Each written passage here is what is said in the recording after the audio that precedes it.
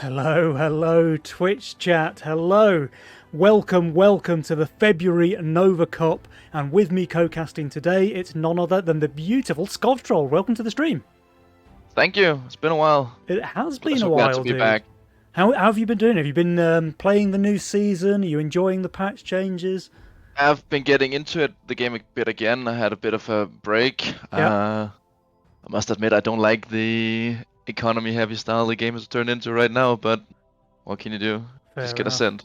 Fair enough. I'm sure. I'm sure the changes. The meta shifts, things move around, the game changes, keeps everyone on their toes, and then Jules is there in the background making sure that things will change up again if they're unpopular and all the rest of it. So, we'll see what happens. But for now, it's going to be an interesting Nova Cup. It's going to be quite different, I think, even from last month. And both of these, of course, different from all of last year because the meta changes. And again, just keeps people coming up with new strategies and new ways to play and all of that kind of stuff. So it keeps everything interesting, I suppose. But Scottroll, so today the two teams that we'll be watching first is... this first one's a bit of a challenge just to read the name, but it is Wagat Goubd. And that is FC Lucy and Drakia. I'm pretty sure they chose the name specifically to screw with the casters. So good luck trying to pronounce that one when Obviously. it comes up. Well, it's gonna have to dub them something else, right? Yeah, I'm going with Wagat Goubd, but it could be anything else as well. We got groped. And they are playing up against Shadoof, which is Shadowwings and Doofus McDooface. So should be an interesting one. I think we saw Shadoof make it through to day 2 last month. I can't quite remember. Whereas Drakir and Lucy, I think they went out in the semi-finals versus King and Widder, who obviously ended up winning the whole thing last month. So we'll have to see how our teams do today. Do you have a favourite Scovtroll between Shadoof and Wagat Goubd? I think we got duped is slightly favored. Yep. I mean, all 4 players are really strong, but I mean, Drakir showing up number 4 on the ladder right now, Lucy being number 6. Yeah. It's just hard to contend with. Yeah, I mean, they're both just giga tryhards, right? I mean, Shadow is also pretty high on the ladder. I'm not entirely sure what place he is. I know he's green badge at least, so he's respectable. 20 right now. He's certainly at a respectable place. I know Drakir and Lucy are both very, very high elo at the moment, so yeah, chances are they're a little bit favoured, but we saw Shadoof. I don't know if they won against these guys last month. I know they caused an upset. I can't remember who it was against. But these guys are capable, for sure. So we'll have to see. I think it's fair to say they're the underdogs, right? Definitely, but I'm looking through Drakir's match history, and only 3 games down, it's defeat. Yeah. FC Lucy and Drakir lost to none other than Shadowwings and the one and only Pennywise. So. I mean, to be fair, but this time around, so if Shadowwings can win with Penny, he can definitely win with Doofus as well. Unfortunately, though, Shadow doesn't have me here with him in the Nova Cup to carry, because I am a bit of a god gamer. I don't know, it has been said. Lots of people say it. I think most people in the community would agree that I'm something of a god gamer. It's I think fine, I'm the only one who doesn't. I mean, people just say all the time. Like I just walk around the corner, god gamer, and it kind of gets annoying after a while. I think you're mishearing things. I think they're saying dog gamer. Okay, it could be dog game. It could be dog gamer. We have a lobby up. Let's get these guys in here. All right. Yeah. But yeah, so and I think morale is very important when it comes to this. I know we've talked about this before on the stream, but I think if players are feeling good about themselves, they're going to play to their best. And if they're feeling a little bit rough or nervous or, they're a bit tilted, whatever, then they're not going to play their best. And like you say, if Drakir and Lucy have just lost 3 games in a row, including against Shadow on the ladder... Oh, that's not what I said, though. That's not what I said. Like, Lucy has 6 wins, 4 losses, and Drakir has 7 wins and 3 losses. I was just pointing out the beautiful loss they had against you and Shadow. Okay. Yeah. But, I mean, we'll have to see. I think it should be an interesting one. And I think Shadow, in particular, is a very kind of momentum-based gamer in that... Yeah, he has. He can be affected by moods. Exactly that. Exactly right. So I think if he's in a good mood, he can be a very, very good, respectable gamer, up there with the best of them. But if he's on a bit of a tilt, or he's doubting himself and he doesn't have the confidence to make those calls that he needs to make, then I think he can struggle, and he would be the first person to tell you that. So we'll have to see. Like, I think if he has been playing really well on the ladder, and I know that I won a game or two with him just a couple of hours ago, maybe he's in a good mood. Maybe he just is going to come in here and stomp Drakir and Lucy and just steamroll through the tournament on the back of that momentum. But yeah, we'll have to see. We'll have to see. Yeah. I think that you would think Shadows is paired up with Doofus because he seems like an encouraging player to play with. Yeah, yeah. I mean, Doofus is always pretty like high energy, I think. Yeah, exactly. I know think what I mean? Shadows need someone like that to boost him up. Yeah, yeah, yeah. And also, Shadow has to be in a role, like, because he's character level 69, so that's fucking nice. That's impressive. Like, how much Legion do you have to play to get to level 69? A fair bit. Like, I've been playing since season 1 and I'm 35. What's this? I think I'm like... I've got 5,000 plus hours in the game, and I think I'm level 38. I don't know, where can I see that? 41 here. Oh, 41, okay, 41. But still, that's quite a lot less than 69, right? So if I've got 5,000 hours and level 41, how many hours is Shadow? That's impressive stuff, dude. Alright, we are just waiting for Doofus. Hopefully he doesn't keep us waiting too much longer, because I'm sure that the Twitch chat is ready to get into the games. But yeah. I know I am. I know I am, for sure. I want to see some high-level stuff. Yeah, we got some good games out last month. And we're, clearly going to be getting some quality games now as well, especially since the teams have had a bit more time to adapt to the new season changes. So maybe we'll see some spicy strategies coming out. Be interested to see if the games on average go long or not. I know we've had a lot of people talking about game length being longer in season 11 than it has been before, which is true. But I also think a lot of that... Most games go post 15, I think. Yeah, but I also think a lot of that is down to, people sending Income King a lot in the early game and this sort of thing, and even into the late game as well, right? So, it's just so strong to Ink King at the moment. Yeah. So. Oh, here we go. So it looks like Doofus has now shown up, and everybody is in the lobby, and they didn't even give us a warning. They just went straight in for this one. But guys, game number 1 of your February Nova Cup is here. It is Drakir and FC Lucy. They are Wagat Goobs versus Doofus and Shadow. Shadoof, let's go. Skov, can you give us a rundown on the Legion spells, maybe? Yeah, we have Vampire, which is a nice defensive spell. We got All Out Assault. Great for that level, wave 11, wave 12 send. If you want to force something there. And then we have Predator, which we're probably not going to see because of the threat of... it's Pawn Shop? It's Pawn Shop. It's Pawn Shop. That's why we see 2 Chaos Pickers. Absolutely filthy, by the way. I mean... It is one of the strongest. In fact, it probably is the strongest mastermind spell combination, right? Yeah. There are, I think, stronger combos, like Divine Blessing, Azeria, and stuff like that.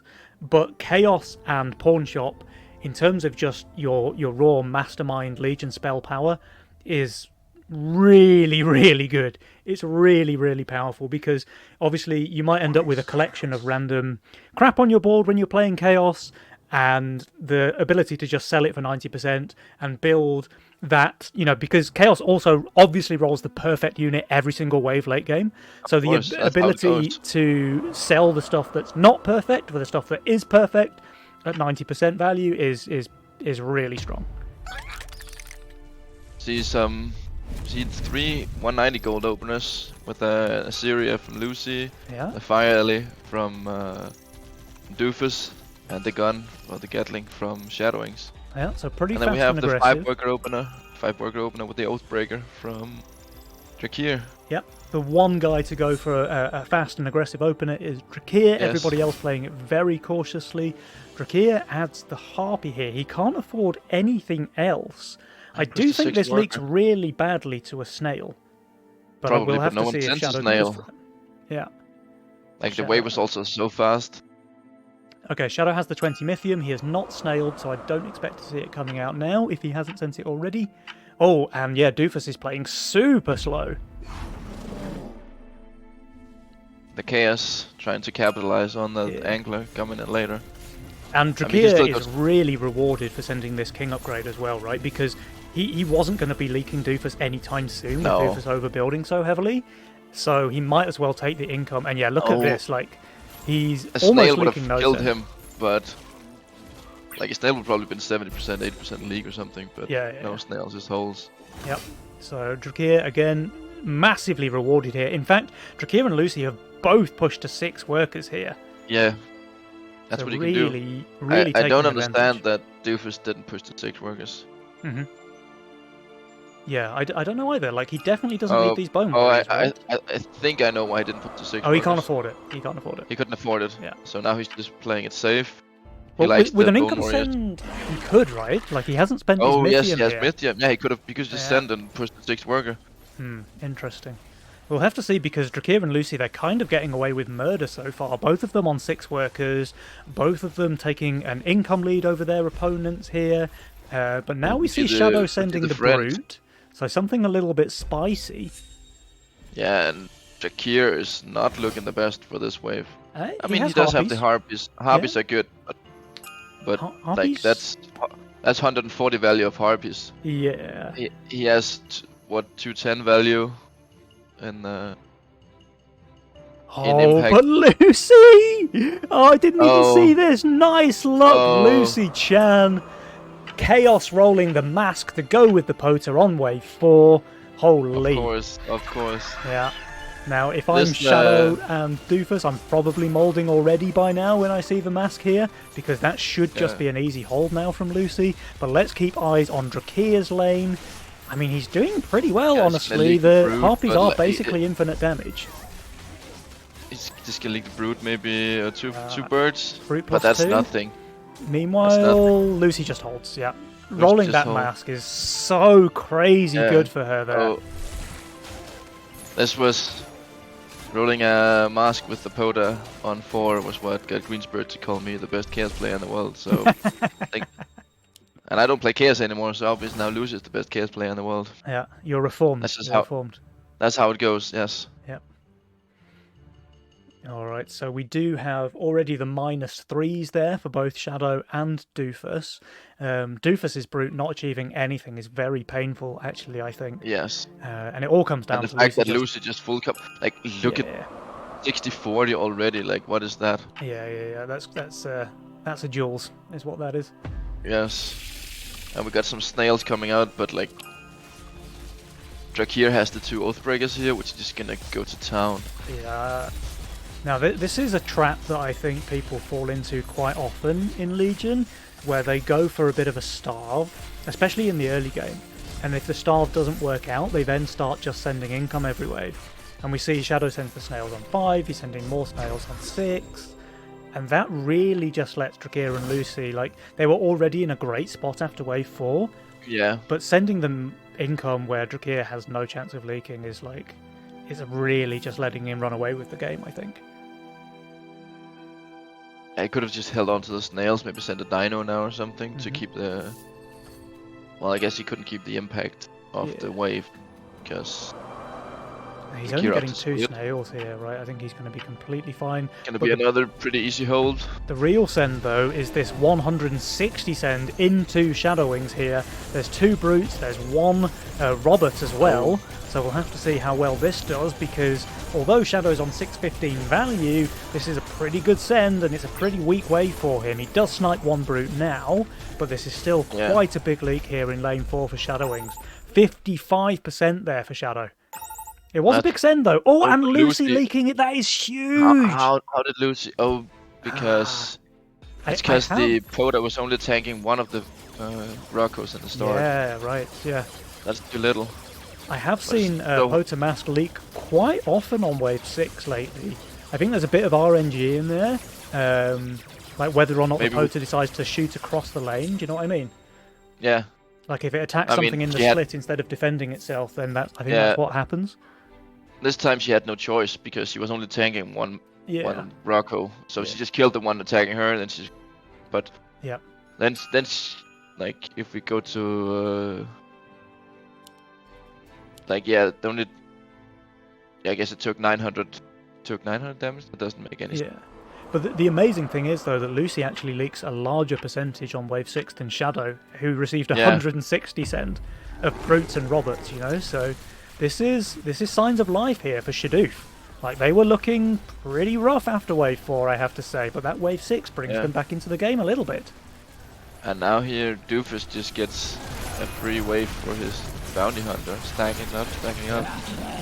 That's going to be up to 70 mana. He does need to make the Kingpin on 8, I think.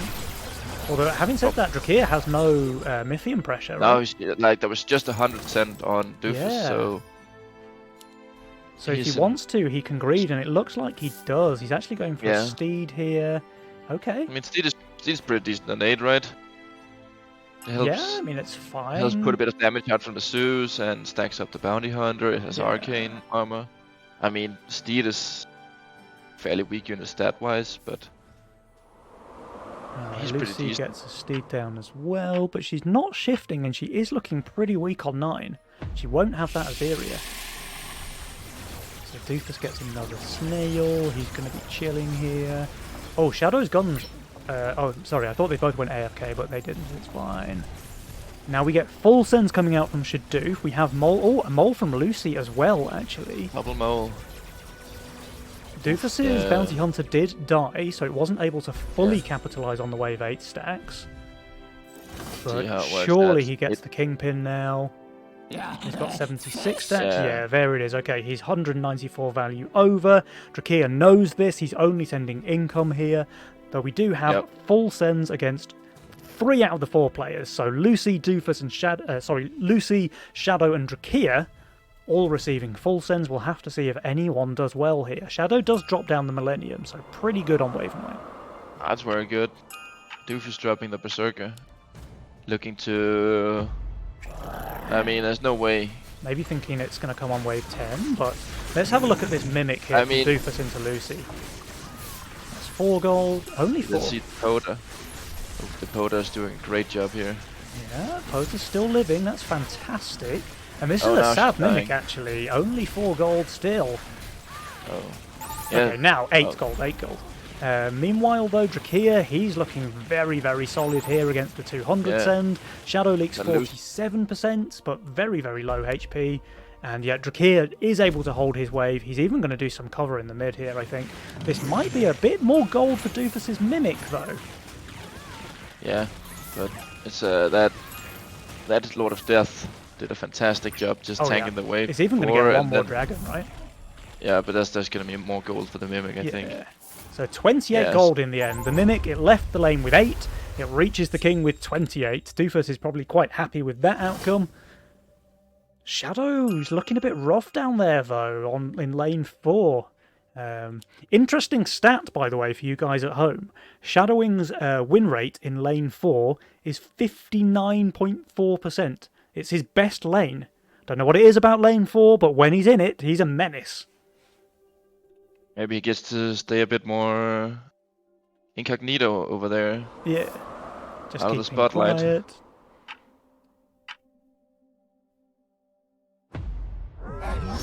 Alright, nobody sending here on wave 10. Nah. Jules is thinking the matchup is a lot more even now on 10 than it was on 4, right? So Shadoof are back to a 46% chance when they were at 40% a few waves ago.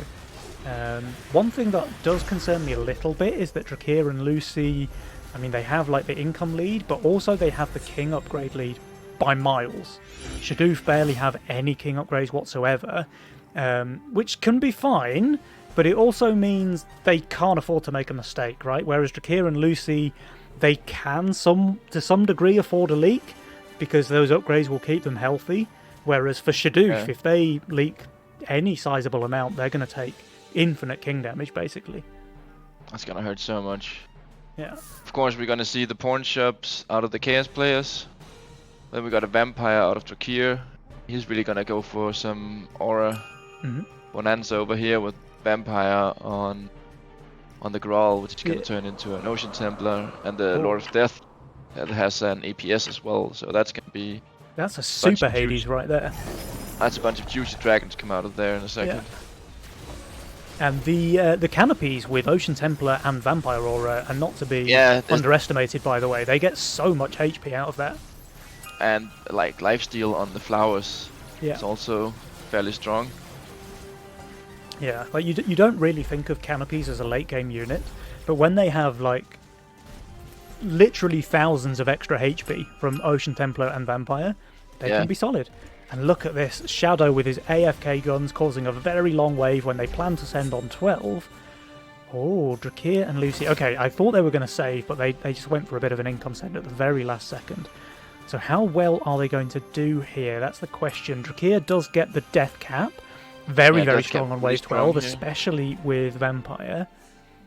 Lucy, though? And the Sky Queen to stack up some damage there.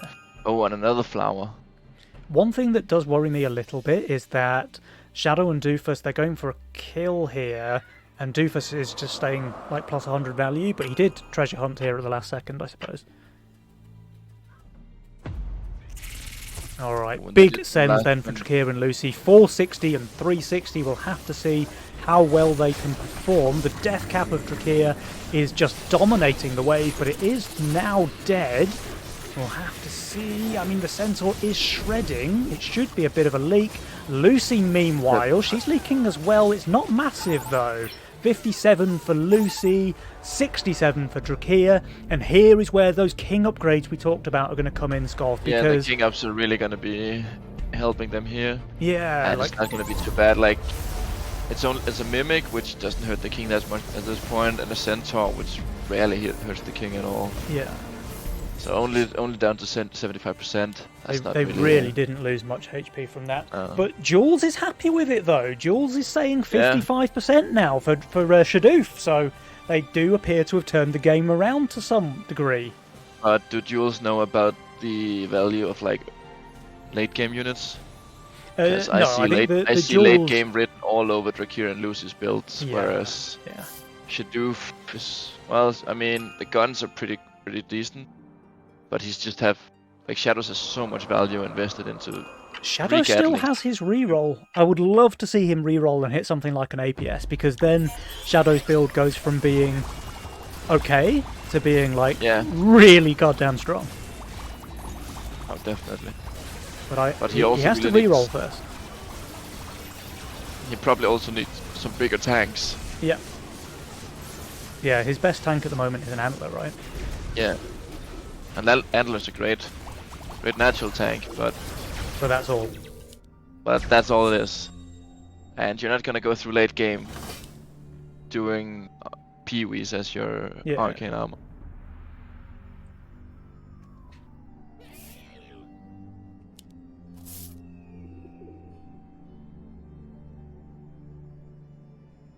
Okay. Lucy really stacking those steeds. Yeah. She's adding 2 more steeds this turn. Oh, you know what it is? She's just waiting for Chaos to roll the Desert Pilgrim, and then she's going to have the world's biggest Azeria. Yeah. For real, that's what she's doing. She's playing all of these steeds out here, definitely. And she's waiting for that Pilgrim, and then she's just going to build as many of them as she can, and have like a 15k HP Azeria with infinite mana from the steeds, and she's going to be unkillable. Alright, so they go for a 15 send on the side of Shadoof. We get the double Needlers. I mean, Needlers are what you need against Lucy, but Lucy's looking super strong. So strong on 15. She is unbelievably strong. We're gonna see the Super Hades as well, and there are 2... Like, sure, the Needler's great against the Canopy, but we're also seeing 2 Canopies on 15. The Ocean Templar and Vampire. Yeah. Like... Yeah. Like, 4 Needlers coming out. Maybe they just sent because they felt they have to. But I would love to see I think it was forced, I don't know, maybe like an income king, and then hard push for 17 play could have been better for them. Yeah. But I you're think right. 17 Like, there's would obviously be no better. way they could afford to skip here. Shadow Wings is building like 20 Sea Dragons in a desperate attempt to hold, but I don't think it's going to be enough for him. No, I don't see it. Too Doofus many. as well. I mean, Doofus is on value, so that's something. Drakir and Lucy are both Yeah. pretty far undervalued, but But their builds are just Doof- way stronger on this wave. Doofus value is also a kingpin, terrible here, Yeah. and it's a great boar, which is also terrible here. I So mean, he's doing quite well. He's killed all of the waves so Yeah. far. His Halo and is already on the bar. the Halo is really great here though. Lucy leaks. Shadow With leaks 94%. Drakir's leaking as well. Okay, so it's big. Now Doofus, he does leak, but it's only a Needler. So let's see, there's 2 Needlers and a full HP boss, but they have no King upgrades. That's going to be a ton of damage. Meanwhile, on the other side, 2 bosses, 2 Needlers, but with fully upgraded King, more or less. So they're going We're to gonna take see an less damage, I equalizing think. king here. Yeah. I think both sides are going to end up fairly even after this, just because the right side has no upgrades, so they take way more damage. Yeah.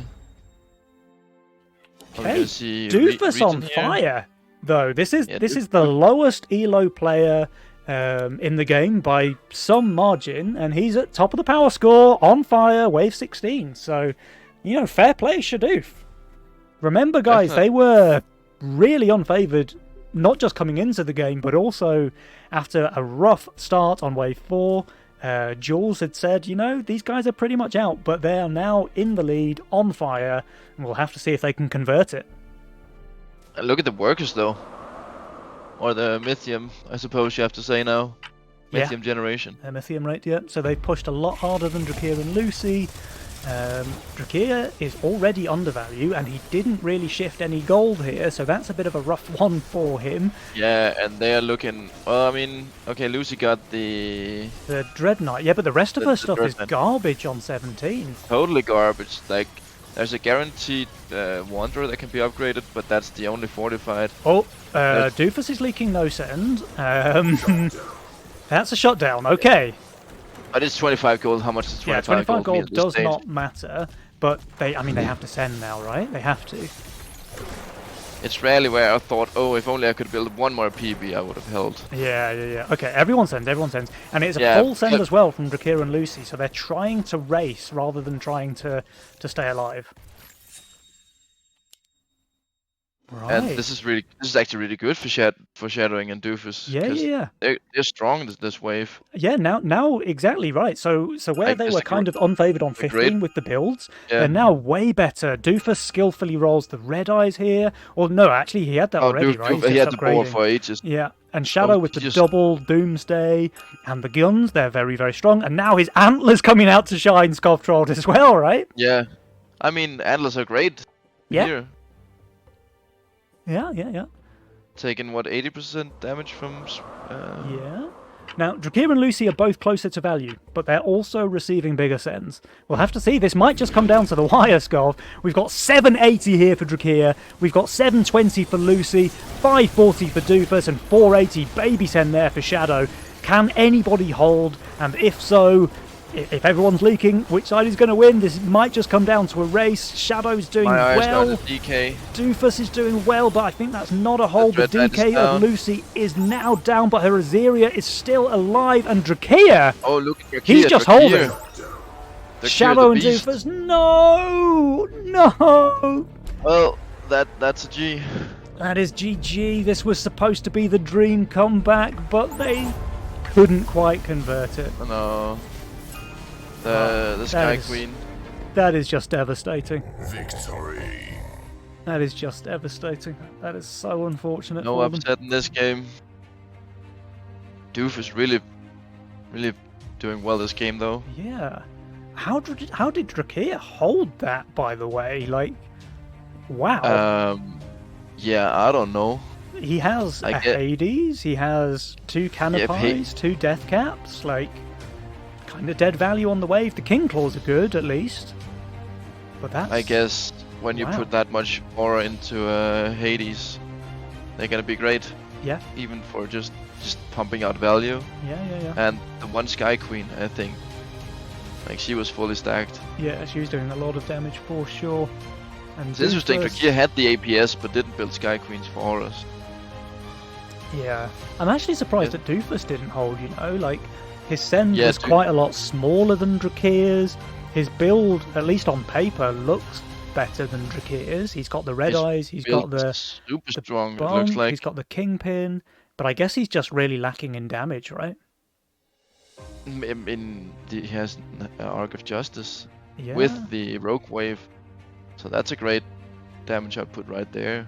Yeah, I mean, I guess he leaked small. It's only 3 creeps and some mercenaries, but it was, I mean, it was big enough, right?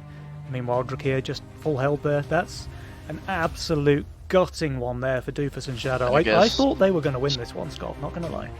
Shadowing, I guess it's just value. A values game, Drakeer is almost 4,600. Yeah. Whereas like 600, more than 600 over Shadowing's value. Yeah.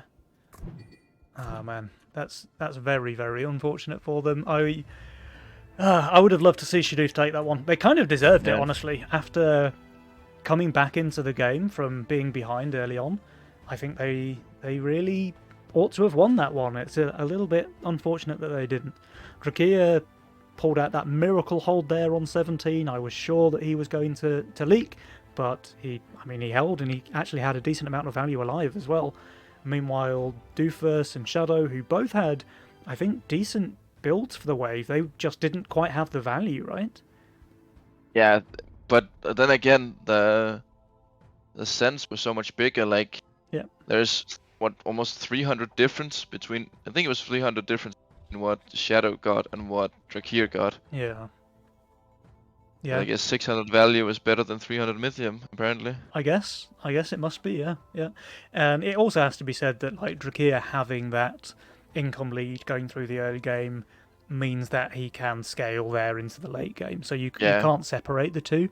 Like, the fact that his early game was better does mean that he has that extra power going into the late game, but you would just, you know... It's just unfortunate. There's no other way to say it. I really wanted Shadow and Doof to take that one. Yeah, that would have been a great way to start this series off, with the underdogs going up a game. Yeah.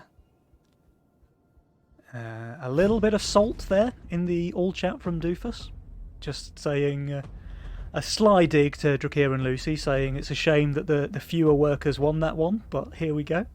We'll have to see as we go into game number 2.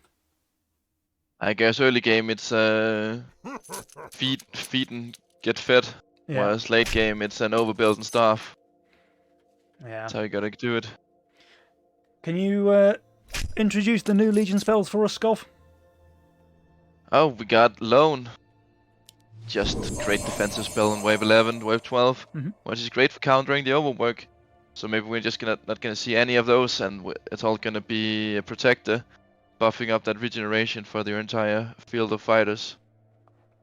Something that I think players like Shadowwings actually do quite often is Lone into full push. So you can do that as well. You take Lone, but not as a defensive spell, but rather as an offensive spell. So you take the Lone and you spend the 200 gold on 4 workers. Maybe you're sending on 11 or 12 to counteract the negative income that you get from Lone, and you just have a ton of extra Mythium kind of to surprise someone with. Yeah, that's a really nice way of doing it. You can also just do overwork push a bit to like leak small on wave 11, and then just have a buttload of workers just farming away to really secure that income. Yeah.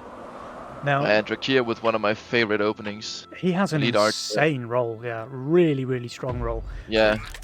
It's the Elite Archer with the Fist, and I think this just holds, right? The Fist is really good value on wave 1. The Fist is so good at tanking that you don't even need it to tank the Snail. So you can't put it behind, which is one of the only fighters where you can actually do that on wave 1 and still hold the Snail. Yeah, in fact it's not even close. The Archer still has half of its HP left. That's crazy. Yeah.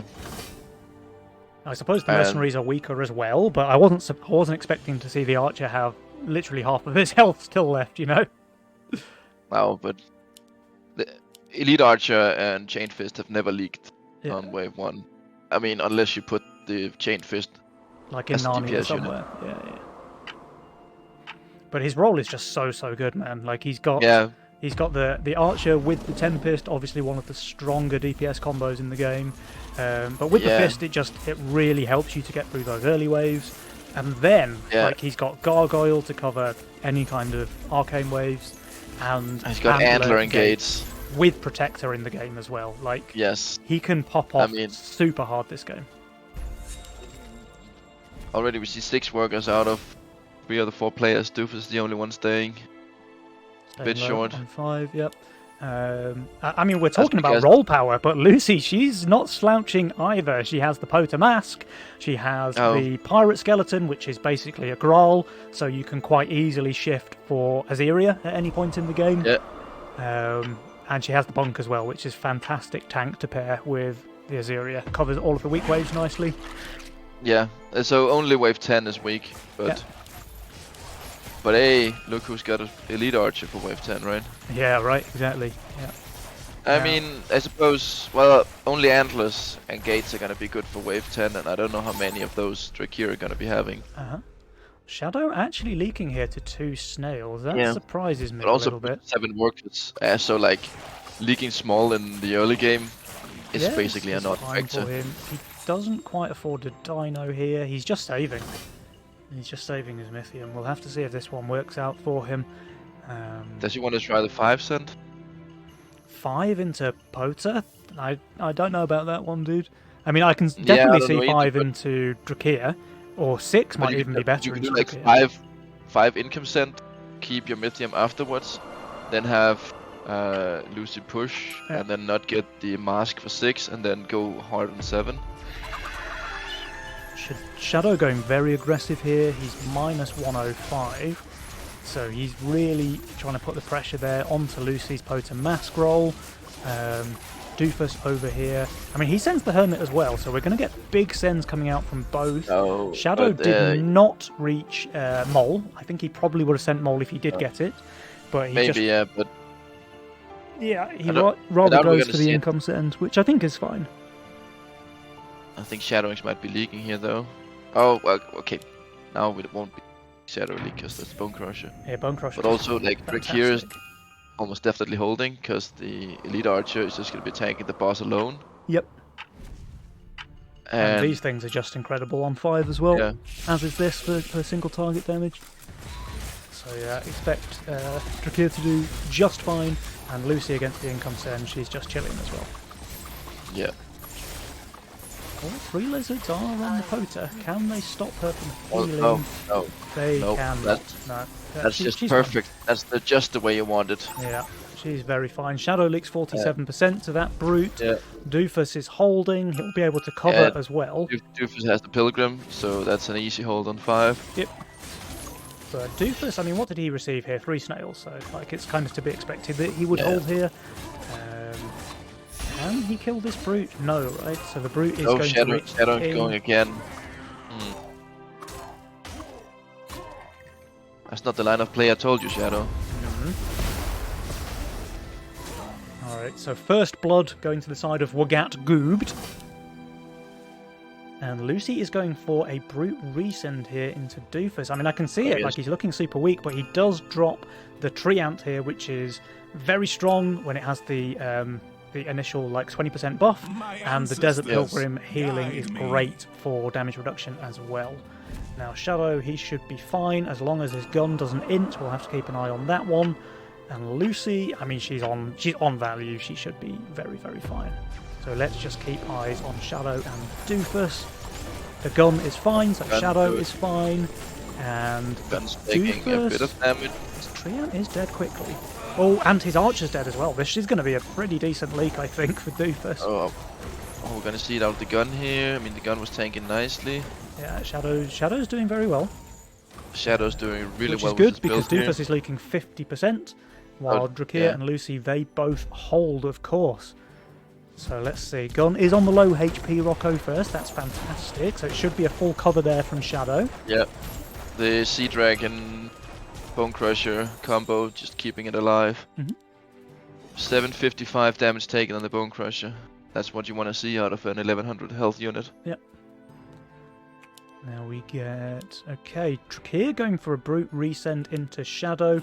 Shadow is very low value here. He does make his second Bone Crusher, but he's still minus 130. Drakir, what can he add? He doesn't get a second Brute, I think. It's going to have to be a Robert, maybe? Yeah, there's the Robert. Yeah. Leave. Gonna be enough. Alright, I mean, the gun is very strong here. Yeah, Sea Dragon's tanking. Can it stay alive? No, it tanked too much. That's unfortunate. He kind of needed that. No split tanking. Oh, this is going to be a bad leak. This is a bad leak for Shadow. 71%. No. The cat just about died. Yeah. Drakir and Lucy both fine, of course, against no send. When do Shadow and Doofus want to send? I guess it's just 9 for them, right? Yeah, I mean, from what without even looking from just what I just remembered about. Yeah, Lucy's build had to be 9. Yeah, like everything they have currently looks pretty weak on 9, but they both have really good answers. It's just that Shadow and Doofus don't know about them yet. So Drakir has Gates and Antlers, Lucy has Bunk and or Violets. So I think on a wave 9 send they're both going to do really well. Doofus can basically know, well, okay, now he can know for sure that Drakir has the gate, but other than that, yeah, you can always know. There's the golden rule of sending on 9, is that your opponent always has gates when you send on 9. Yeah, so. Especially if it's Drakir and Lucy, like there's just a 100% chance that they have gate. So, interestingly, both Drakir and Lucy on fire already on wave 8. The send doesn't come here, of course, so we'll have to see if they're still on fire on 9. Yeah, big sends here. Shadow's very low value. He's even able to hold here because he's got 2 crushes, which are just complete garbage on 8. The gun's very strong, but the gun is... Can it survive? It is surviving. Yes, it lives. Oh, that's great aggro there from Shadow. I mean, he's still going to leak here, but this is about as well as he could possibly hope for. 50%. Yeah. Wow. Imagine 50% being as well as you can hope for. Yeah, right. You hate to see it. Yeah. So we have Imps and Mole from Doofus into Drakir. We have an Ogre from Shadow into Lucy. I think he's probably going to save for a Mole. He doesn't. He goes for the Brute. I think that Mole was important because if you look at Lucy's build, everything she has is weak to a Mole. Like literally every one of her units is weak to a Mole. Oh, look at Lucy though. Yeah. Azyria coming out here. Azyria is pretty strong, of course. Drakir, he just gets his second gate out. He's on value, like he's +5 here, receiving the send. I think he's going to be just chilling. Yeah. 2 Oathbreakers tank initially. Yeah. So the soul gates are definitely going to be high value here. Yeah, well they're both on shutdown. We'll have to see if they're able to claim anything, but I'm pretty sure Drakir is just going to hold. Lucy, meanwhile, she's killed everything on the left. She kills Robert over there as well. One Tempest tanking perfectly. Drakir is just easily holding. Yeah, so Lucy, how long those first she gets 2 another heal off, which she does, she's holding as well. This is just crushing. This is absolutely devastating for Shadoof. Like Shadowing is going to be crushed by that, I think. Yeah, so Lucy and Drakir both on 50 gold shutdown now. And Jules is saying they only have a 26% chance to win on the side of Shadoof, which feels about right, honestly. It feels like their path to victory is basically for Drakir and Lucy to make a big mistake, because otherwise I don't really see how Shadoof come back into this one. Like Drakir and Lucy, not only are they turbo ahead in terms of economy, but they also just have way better late game rolls as well, right? Yeah, like Antler Gates, one of the strongest combos I think for late game, combined with Elite Archer and Tempest, which is like one of the strongest DPS combos. So now Shadow has gone for a bit of a Hail Mary. He dropped an egg here on 10. Yeah, but how was he ever holding? Yeah, I think he wanted it to tank, but it just didn't, and he's just leaking no send and losing his egg to no send. I guess it could be tanking because Bone Wars would drag it over there. That's what he was thinking. Yeah. And this is even king damage, like, just to add insult to injury, you know? Yeah. No king ups, 77% HP versus king up 100% HP, and Now the income lead. shutdown is only increasing. Drakir and Lucy both on 75 gold now. So Doofus obviously a big hater of shutdowns in Nova Cup games in particular. So why doesn't he just claim the shutdown, bro? Just claim the shutdown. Yeah. Then you win, right? Well, we see Protector out of both Drakir and Lucy, which makes perfect sense. Drakir has the gates, Lucy has the Assyria. So nothing better to pick than Protector in this situation. Yeah. We also see the Protector out of the Fire Lord, which is like one of the units that can facilitate a big comeback. But that's gonna be working so hard to claim that. It's rough. I mean, just look at the values, right? Like, yeah. Doofus is sold and rebuilt a Treant here. Yep. Because it has the extra damage reduction. I think that's a fine play, but the Send doesn't even come here, so it's kind of backfiring. Drakir and Lucy can pretty much do whatever they want. They have decent king upgrades. And again, this is similar to game one, right? Like, they have those king upgrades in the early game, and it just means that they have a lot more leeway than Shadow and Doofus. Yeah, I mean, and that's what I'm talking about, how the game, what the game has turned into. It's just feed hard early game to facilitate your own income. Now, Drakir, he's plus 55 on value. He has the highest income in the game. Holy! I've just seen. Doofus has 68 income on wave 12. Like, that is... He did go lone. He did go lone. Wow. So... Yeah, he's lone and he's cartel. Well, lone and cartel with 400 Mythium. That is really rough. Like, you cannot be on 68 income on wave 12. No. You have no gold to build for. So he's just going to keep falling further and further behind every single wave now. Like, maybe it would have been a fine play if Drakir and Lucy had sent on 11, right? Then the loan could have worked out for him. But like this, the negative income is just so punishing. So punishing. We don't even see a cent here. Yeah, everybody is saving. I mean, this just really benefits the side of Drakir and Lucy, because... Yeah, because Lucy is also a cartel with more than twice the income of Doofus. Yeah, now she didn't take loan, obviously, but that's not the whole story. Like, she also just has better income than Doofus coming out of the early game. Oh, Drakir on 100 gold shutdown now, Lucy on 75.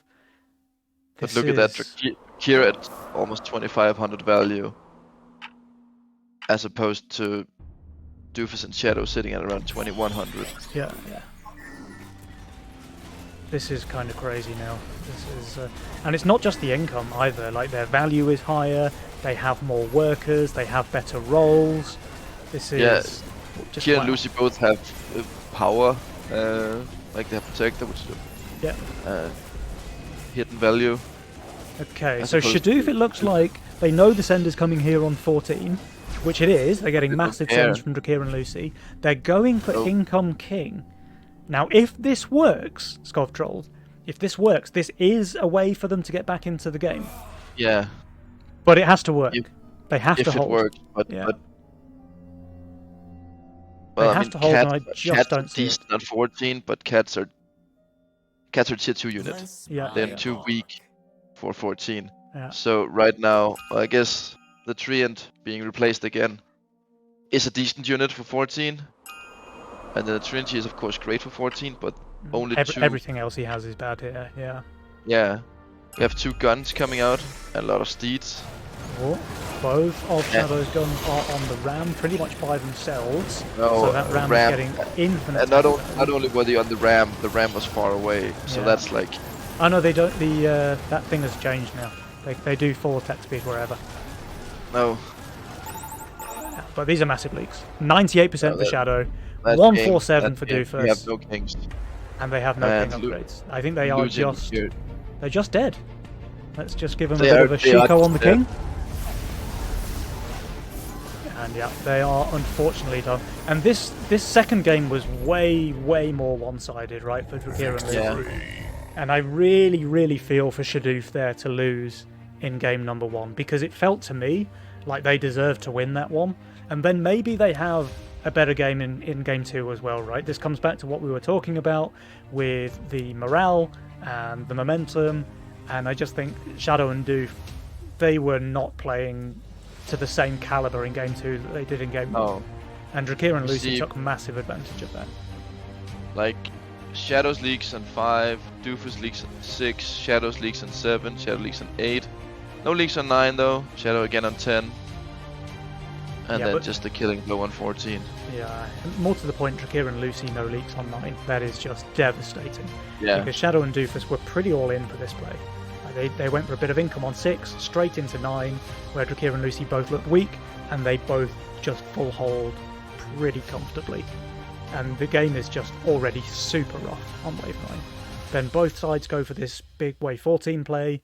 Shadow and Doofus desperately trying to survive there with Income King, but it But just Doof is it just going for an wasn't enough. income send on 14 after being on 68 income for 3 waves. I guess. Yeah, it's really rough. It's really, really rough. But yeah, so Wagat Goobed, they do go through to the upper half of the bracket, and we will have to see who they go up against. Who else do we have on this side of the bracket? Can we hop into another one of the games there? Let me have a very quick look. Division 1, and it is Adamiator and the Bulgarian Squatters. So I see Iku is on wave 12. Let's take a quick peek over there. Oh.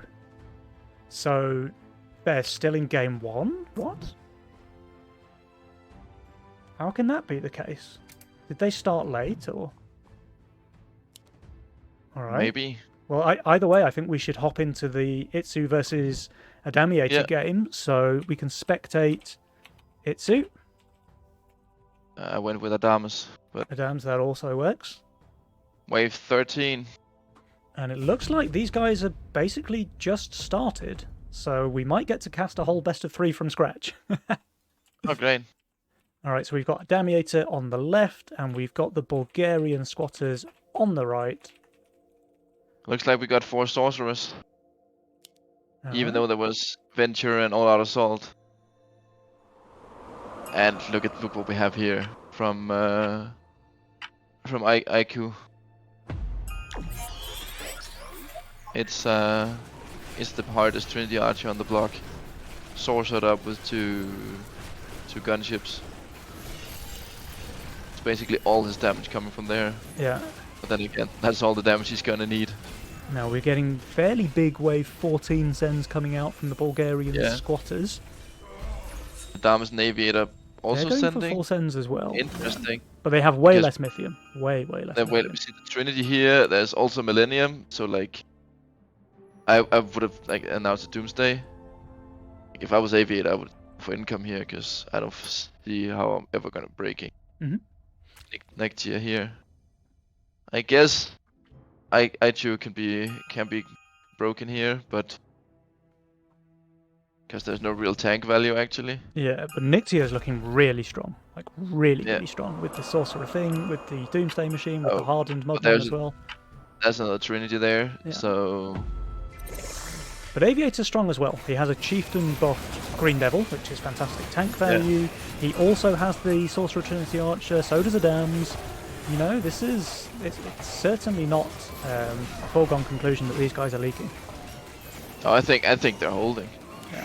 Adamiator, Well, his Phoenix is dying now. Okay, Adams is leaking, it's not massive. Iku leaks very, very small. Nyxia holds. And Aviator, I mean, it's a Sorcerer Trinity Archer versus double 4 eyes, so he is going to leak. And he does. Just kills He the leaks Hermit. just the 4 eyes. But he leaks the 4 eyes at like 1000 HP each. Yeah. So it's not gonna hurt their king. Plus they have so much king upgrade. Whereas, and yet look at Nyxia. Okay, apparently it is game 2. I don't know why that wasn't showing in the match history then, but Adamiator won game 1, I've just found out. So it is a 1-0 advantage to Adamiator. So the Bulgarian Squatters, they need to win here in game 2 if they want to stay in the game.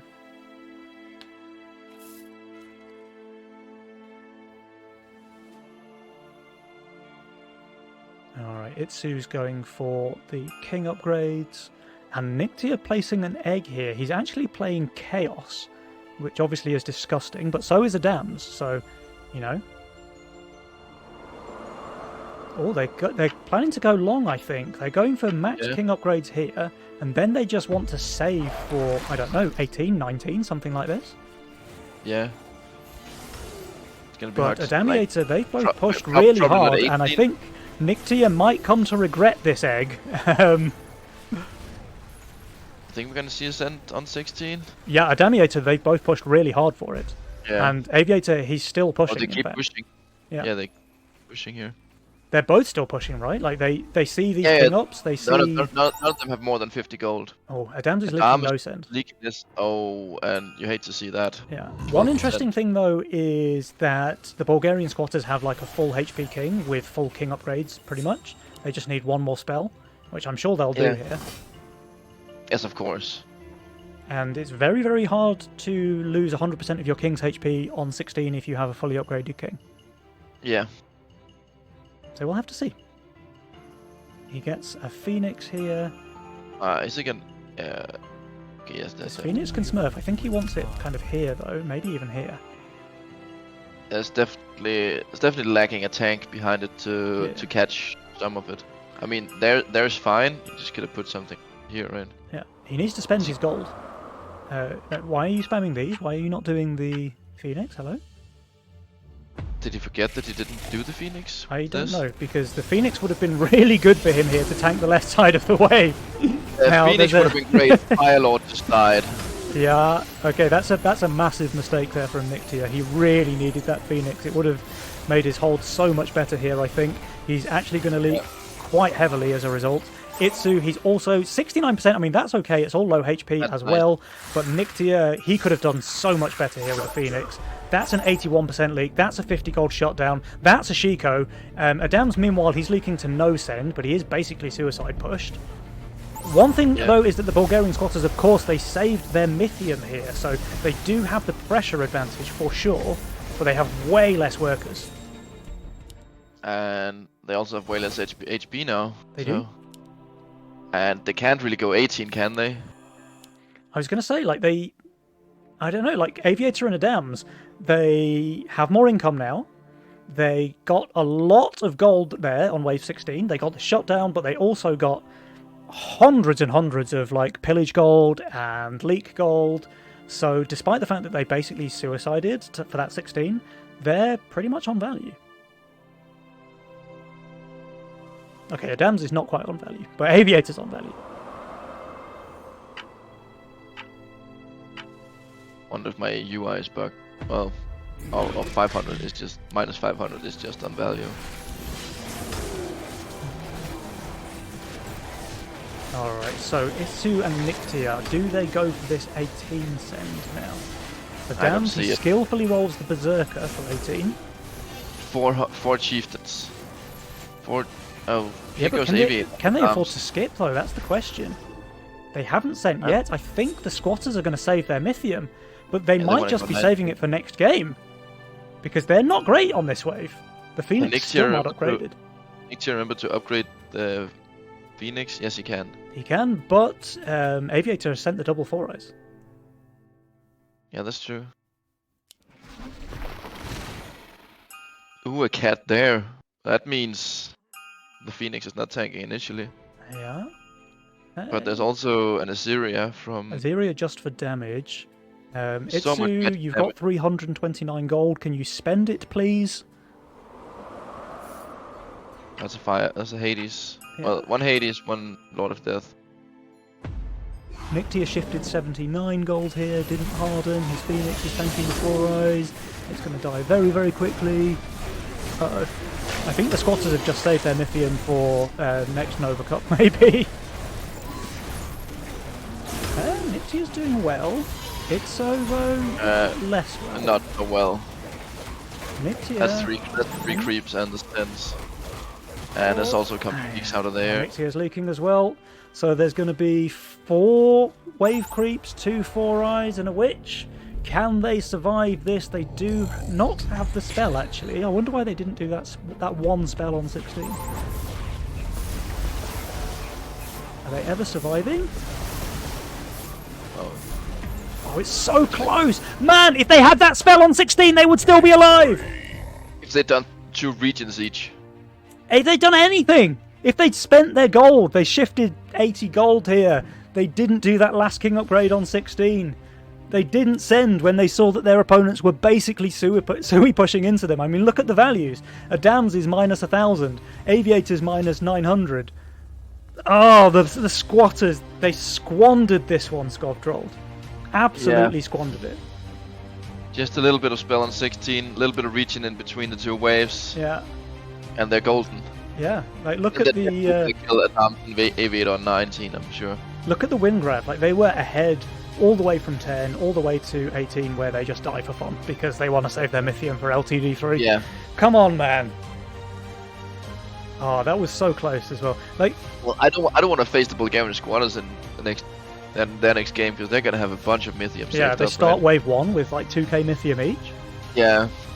There's a couple of things that just went really wrong here, though. So, like, Nictia, he places the egg on 15. Of course, he doesn't know at this point that Adam's an Aviator. Basically, just full pushed after 14.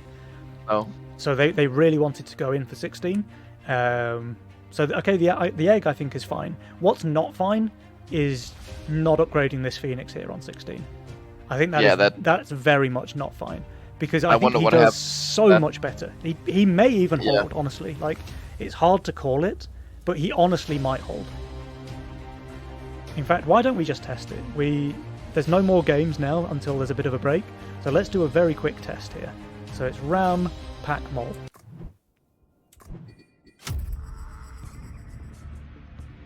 And we're going to sell all the Howlers and make a Phoenix. Oh, it was also the Orchids. Ah, the Orchid, yeah. Welcome to So it's Ram, Pack, Mol. It's Sorcerer on the Trinity Archer. It's... well, we can't sell that one Howler at the front. We need that one.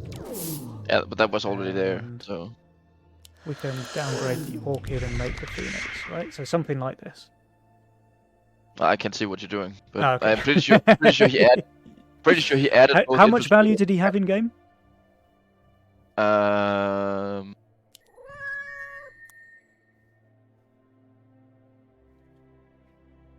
It was Nick. I sold the Orchid and I sold like 5 Howlers. I think that's about right. I think that's about the right amount. So let's go. Here's like the 600 send. He added 845 value on 60. And the Phoenix is just perfectly tanking the left half of the wave. It does now go down. Yeah, he added 6 Howlers. 6 Howlers, okay. 6 Howlers, but one on top, of course, needs to be there. Yeah. Then he added the Infiltrator and the Orchid as well. Right. So that's what he did. He's actually still leaking, so maybe it's fine. Maybe I take it all back. I don't know. I feel like the Phoenix is just super necessary there. Alright guys. That is everything from the first stage of the competition.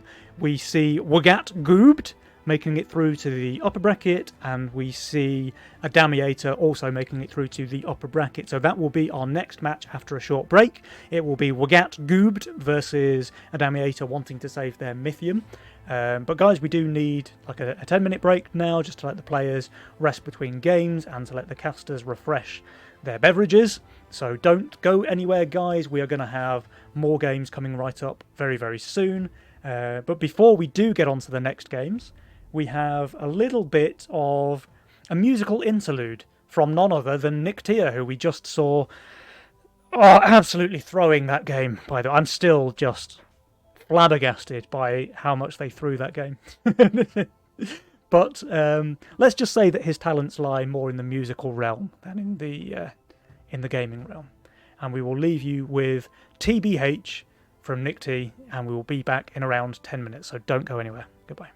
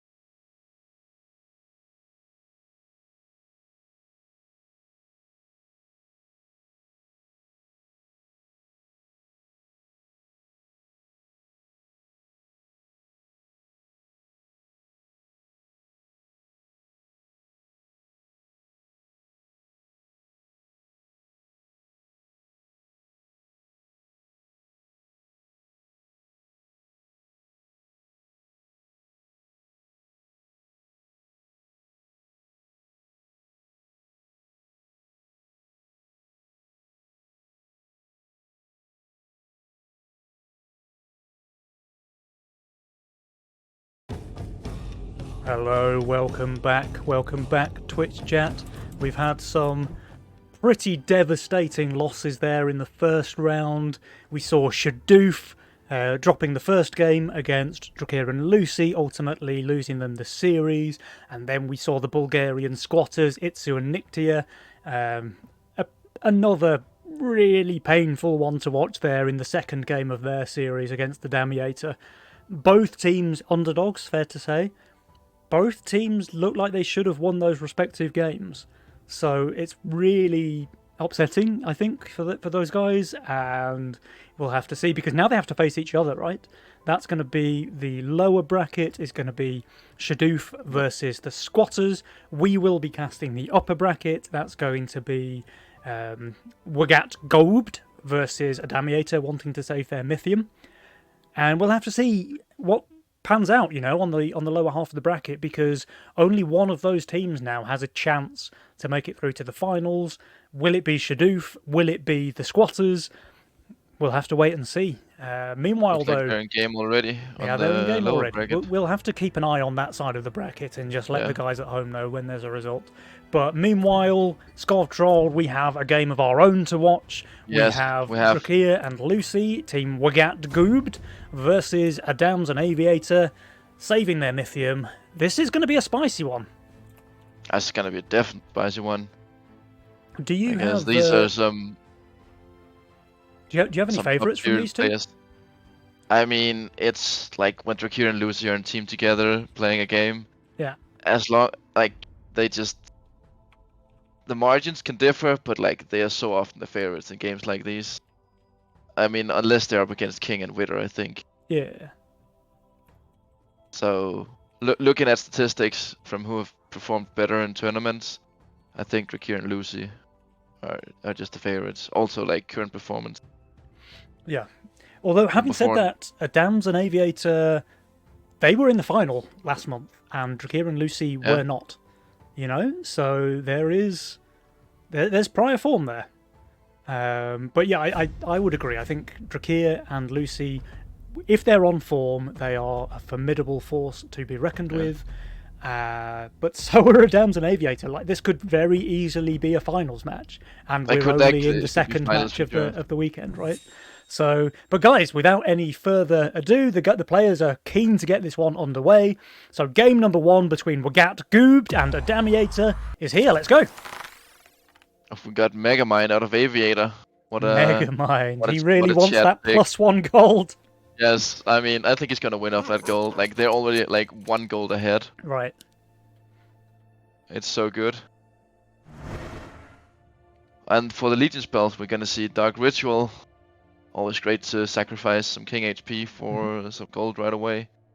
Especially with Regent being Aviator's actually playing this, so that just means he wants to Oh no, he's actually he just wanted to get his distances right. Okay, that's interesting. Yeah. Then we see Magician. Always good for those mana users, and Protector. Mm-hmm. We're gonna see any gates out there. Doesn't look like it, but we never know what Aviator's gonna roll into, right? Yeah. He has Chaos Light. Meanwhile, we have Adams on Chaos, which is disgusting, and we have Lucy opening Greed with a Sakura and receiving a Snail. That's pretty juicy for her, honestly. Sakura, obviously a very slow start, but she's getting 6 gold for free, which is more than the 1 gold Aviator's getting with Megamind, right? Yeah, and we're gonna see Snails out of both Aviator and Adamus, but... Oh, super slow. That's a Yosora. That's not leaking on 1. Yeah. That's a Sakura. That's not leaking on 1.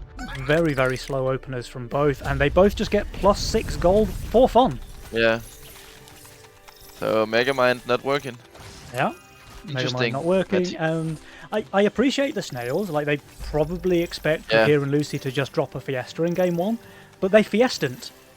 And as a result, it's just 6 gold for free. Actually, we haven't seen any Fiesta in any of the games today. Right, yeah, that's interesting. Quite interesting. No Fiesta at all. Oh, and Drakir. Drakir just wants to stack that Angler. Yeah. Adding it right away. No need for it in order to hold, but of course, you want to get those stacks out as early as possible. Yeah, that's interesting. I mean, he's just playing very, very slow, as is Lucy, of course, with the Sakura. So Adams and Aviator, can they take advantage of this? Aviator certainly can, with his Flower Aqua build. He just goes 7 workers here for sure. Lucy getting another king up here, so no Mythium saved up at all on Adams.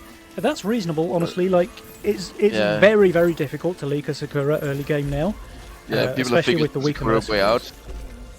Yeah, oh yeah, Mercenary's been weakened as well, so it was already pretty tough. Like, you would go for Dragon Turtle and Snail and 3, and it would barely break the Sakura if people didn't know how to build.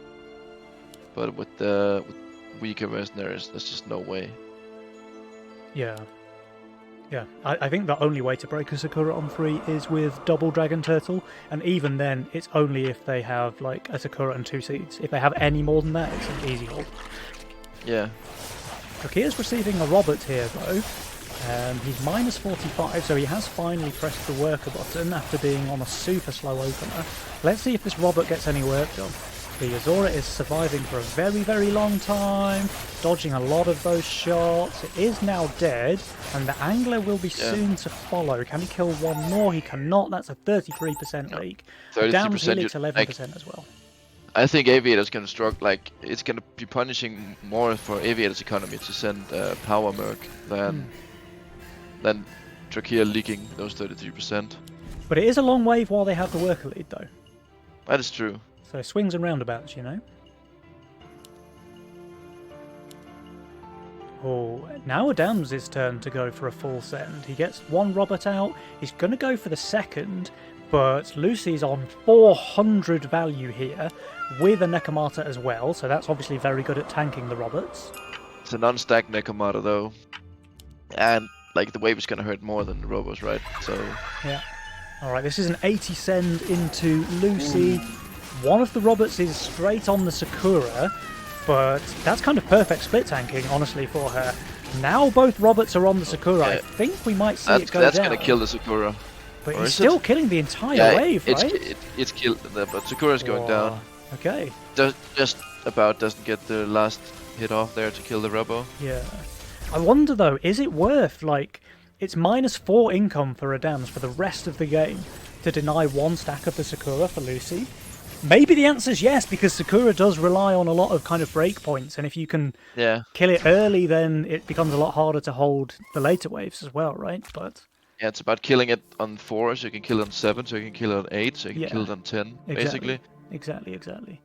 Now we see the players chilling on their Mythium. We do have a slight income lead on the side of Adams and Aviator, just because they've had, obviously, the worker lead through those early waves. Yeah, also we see Aviator sitting on almost 100 Mythium already. And interesting that it's not a send on 5. Because, like, look what a Cannoneer could have done to the Adam, maybe. Like, if the Cannoneer, if the Adams goes down, I guess it couldn't have been a Cannoneer though, but if the Adam goes down, alright, we have then there's no damage remaining. Lizards out from Drakea, Dino out from Lucy. I think Adams and Aviator are going to be very fine against the income send. They go for a full Robo send. Okay, that's a full Robo rally. Adams and Aviator, they're speedrunning like negative income here in this game with the -2s coming out. Drakea and Lucy, I mean, we'll have to see. This is going to be an interesting one, Scotroll, because it's going to be a case of which one wins out now. Will it be the full tryhard sends going for breaks, or will it be the team who's just going for scaling? And, like, if what I've seen from the season is true, then it's going to be the scaling that works out.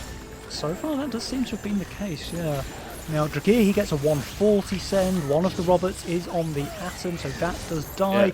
That's going to be a sizable leak there from Drakea. Like, he's not even going to kill this Rocco, right? That's going to be a massive leak for him. And Lucy as well, she's losing the Sakura. Oh, no, she's going to hold her own lane, but it won't be able to survive the mid. Oh. And look at Sakura needing one more attack to kill the Robo. Yeah. Yeah, I mean, this is decent king damage here. It's a shame for Adams that Lucy was able to hold here, but they're still getting good king damage. They still killed the Sakura in the end. Kieran Lucy descending again. Aviator also with the Fiend. Avi with the Fiend resend, but Drakir should be very fine here this time around. He's overvalue if he decides to spend that gold, which he does. He's adding a steed. He's going to be very, very fine. Aggressive steed. Now, Adam's not sending here. I mean, he didn't really have enough Mythium to do anything, right? And No. Lucy is on value, so maybe he just wants to go for a wave 8 send? I think you do want to just keep chain killing that Yozora, right? Like, you don't want to give her a chance to start stabilizing. Oh, does she even die to no send here? This would be ideal for Adam's, but no, it looks like just it's dead. It's barely. dead. 7 HP on the Oh. Oh, those hips don't lie, man. I know. Wow. That's crazy, bro.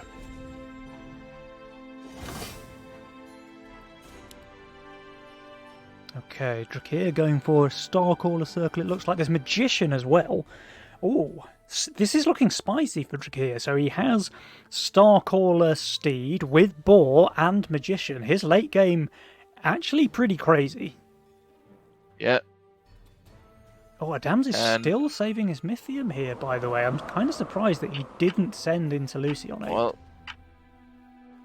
Adamator wants to save Mythium, right? I mean, yeah, that's true. Meanwhile, Aviator's over here pinging, I send, you save. He just wants to scale himself into the late game. The problem is... okay, never mind. I was going to say Drakir's role is better for late game than Aviator's, but Aviator's on redraw, so who knows what his role is going to be. Yeah. But yeah, Drakir is able to hold this income send, so that's just bonus gold for him. But as a result, though, Aviator is chilling on pretty high income there, 146, by far the highest income in the game. And Adams is going for a full send here on 9 into FC Lucy. We'll have to see how well she does. She places the Halo here, which is not bad on 9, honestly. No. Also, we see out of Aviator just adding the gun. Just plead faith that the Honeyflower alone is deterring the wave 9 send. Yep. Alright, we'll keep eyes on Lucy's lane then. She gets a 260 send here from Adams. The Ogre is making short work of those Wanderers in the split. Those were her tanks, but they're already dead. Ogre now on the Nekomata. That won't be long for the world. I mean, she's still treading the wave though, and now the Ogre's being attacked, so the Halo will kill one creep and then go on it, but is there going to be time? No! That's a penny leak there for Lucy. 68%, Ogre on 1 HP, ignoring the wave creeps. Unfortunate.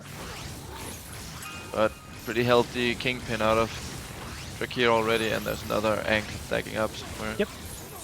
Dead right now, but and it's gonna get there. Has finally been able to press the worker button. Look at. Oh, I guess Drakir and Lucy are sitting on some Mythium, but Aviator almost twice the income of Drakir right now. Yeah, that's crazy actually. And like a 200 send is only going to be another 50 income. Yeah. So, and there's no aggressive spells either, so what did Drakir and Lucy want to save for here? Yeah, why didn't they go 10? Well, I guess didn't want to go 10 because the Vulcan cannon. And also, yeah, okay, cannon with Darkholder. But kind of surprised they don't just go for Incoming King or something like that, right? Because now they're falling into the starving themselves out of the game trap. Just been so good at just...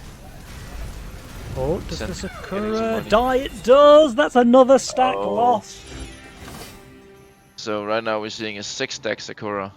6-stack Sakura on wave 11, yeah, that's kind of sad. Damn, although I have done better than that myself. I've had a 2-stack Sakura on wave 11 in a recent game. Impressive. Yeah, it felt less impressive in the game. I've had a 2-stack Sakura on wave 12, but that's built on 11. It's pretty sad.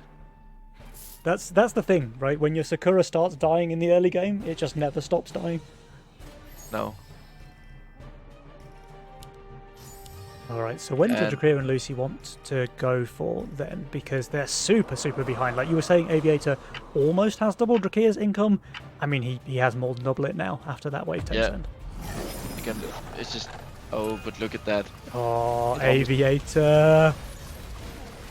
Name a more dynamic combo, by the way. Aviator dirty and egg. Exec. Dirty egg. Yeah. He just knew. He knew that they didn't want to send here. Yeah. Does it force the wave 12 send though? That's the question. I mean, I think Income here. this is gonna be wave 4. Like, Okay, here's the problem send. is. Okay, the send is. So the Yeah, it Exec has to did be. bait the send out here Oh, from but Drakir and Drakir is just Lucy. income sending. What is this? Yeah, Drakir income sending. So- So that's a bailout for Adams. He should very easily hold against income. Aviator makes the death cap. And he, of course, already has the Vulcan cannon. Pretty strong here. But this cannon needs to not die. And he is Yeah. receiving a ram. So, I don't know. Like, if this cannon tanks too much, then he can super hard leak the wave. But he does have protector, and the Vulcan cannon is fortified. So Yeah, we'll have to see how many creeps it tanks. I think it can probably tank 4 or 5, but more than that, yeah. Let's see. it tanks 3. That might actually just be absolutely perfect for Aviator. Let's just pop the nice luck there. And now it's just gonna. Yeah, it's now clearing gonna up the clear it left out. side. This is kind of perfect. Look at it. Yeah, Now I it's mean he's going to going up. leak, but Well, it's kind of small, and he leaking and baited The the egg's send. breaking, and I mean that's an easy Yeah. hold for Adamus. Or Adams. It's a 25 gold shutdown, sure, but Adams and Aviator, like they have worker lead now. Well, actually they don't. They are behind in workers, but they have the income lead by some margin. They have the value Well, lead I by a mean- massive margin. It's just Adamus on the. Oh, well, we see a resend out of Lucy. That's interesting. Was I- that on purpose? Was that a misclick?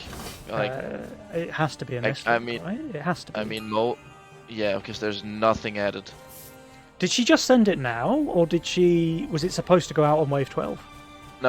Popped up right now. That's crazy. Like, I call this. I call that. well, I mean, he's dropping another egg, so Yeah. maybe. But But Aviator's on I- value without. Oh, he Yeah. needs this. Yeah, okay. I was gonna say, the gun cannot tank on 13 the way that it did on 12. No, not at all. But there's a rat, and the rat is gonna keep it up. And there's It's a Hydra important. on. Lucy stack. did have the Hermit and the Robert as well. I guess this is going to be a decent leak from Aviator. He's not on fire anymore. Oh, yeah.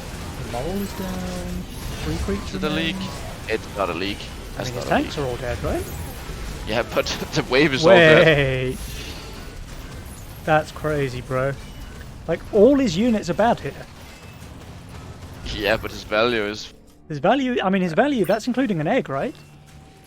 Yeah, And that's meanwhile, true. Drakir leaks no send. Okay, this this game seems to be going very much in one direction.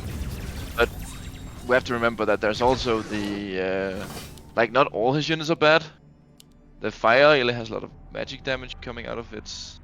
Yeah, and I ability, guess right? there's the Rogue Wave as Like- well, which makes Yeah, AoE the units, ca- which are normally garbage on 13, do The quite a lot canopy is more. also doing pretty decent here, because I mean it's also protector, which adds a lot of hidden Yeah, value, right? Yeah, true. And especially for the Hydras. Yeah. Like the Hydra gets an 18% bonus from the protector. Now we see Drakir going for a full send into Adams, who is decently undervalued and not looking great on the wave.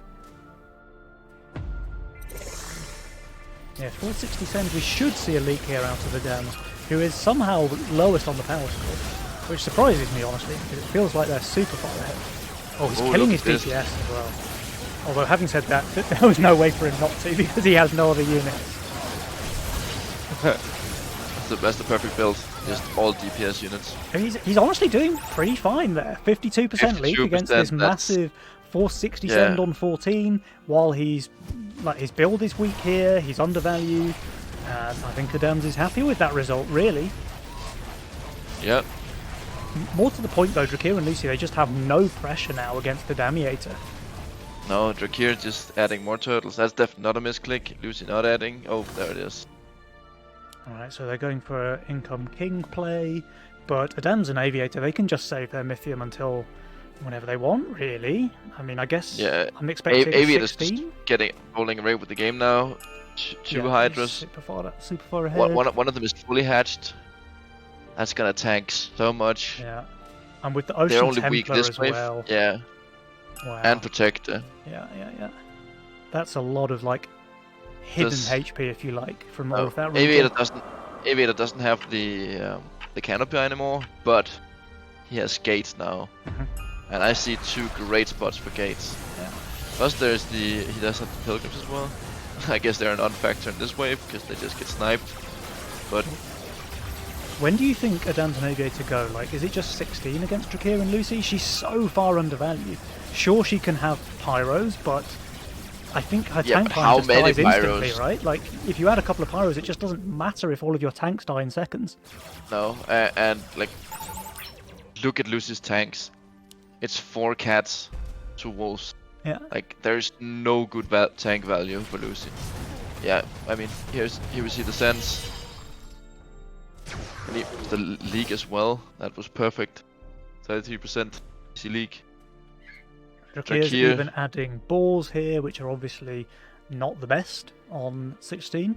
Maybe I'd like to see him go try for another Arc Tear or something instead. Lucy, of course, the pyros as expected. But like we were just saying, Skov, like, those pyros, they won't do much work, I don't think. They're just going to evaporate. I mean, what they'll do is they'll help the king clear the creeps once they get to him. That's fair. Now she places the Neko right up front to make sure the wave clumps up for the pyros. I think we still might see a bit of a split though. This might still pull a decent number on the right side. Yeah, it does. The pyros are not even attacking the whole wave. Now they are. Now they are, but like the tanks are already dead by the time the pyros are attacking the wave. This is a massive leak for Lucy. Absolutely massive. And meanwhile, here, so 108% for Lucy, and Drakir 127. Aviator and Adams, of course, both holding. I mean, kind of close in Aviator's lane, but he's still holding. Well, I mean, it doesn't matter if only your gun is alive. Yeah. Clear the wave, and your teammate holds as well. There so we're gonna see 20% HP. The one saving grace is that it's wave 16, and it's, again, very hard to kill on wave 16 when they're fully upgraded. But we saw that theory was being put to the test here. They went from nearly 100% now to 2 creeps on 18 will just kill them. Like, if they only leak 1 creep each, right, on 18? Yeah. That's gonna be enough to kill them. And Jules is still giving Wagat Goobed a 30% chance to win this one, which to me feels a little bit generous. Although Drakir and Lucy, they have really closed that income gap on Adamiator. Like, remember they were so far behind earlier on, and now the incomes are looking more or less even. But Aviator's just gonna roll away with this game. Like, yeah. Like look at his build. He's on 125 gold shutdown, dude. Yes, but he doesn't. He could have 1,000 gold shutdown. He's not gonna leak. Oh, he's also just found the gates to go with his Protector Ocean Templar. Like, this is what I mean. Like we were saying earlier on, Drakir's build is really good for the late game. Oh, but wait, Aviator's playing redraw. He can just have infinite combos.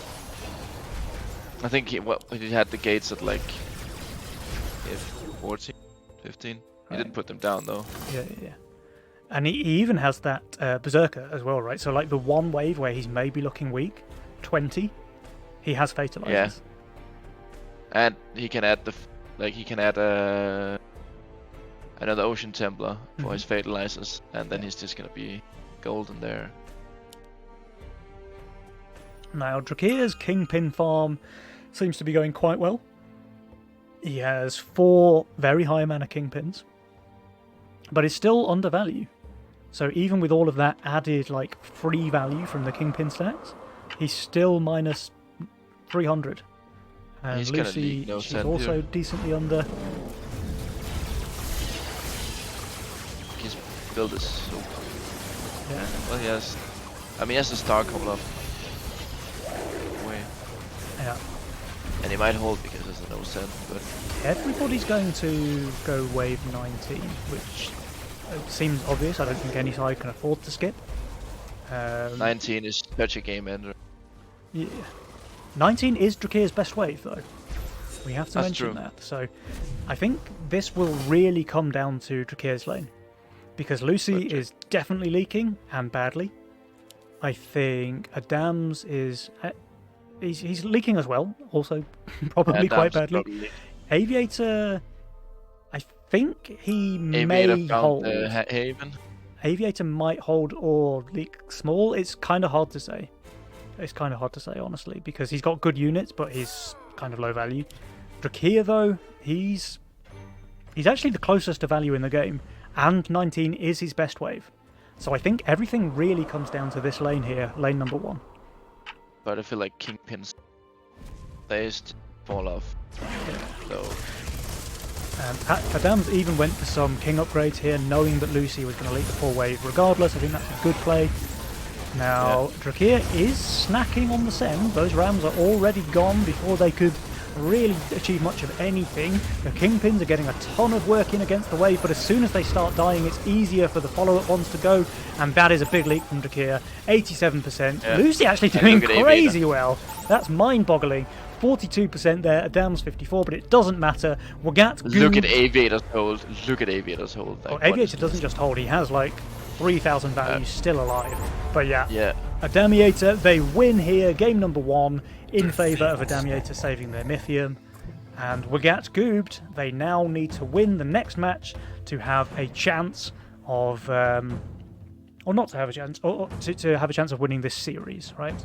Because either of these teams still has another chance, because the loser of this match will go to face the winner of Shadoof versus the Bulgarian Squatters.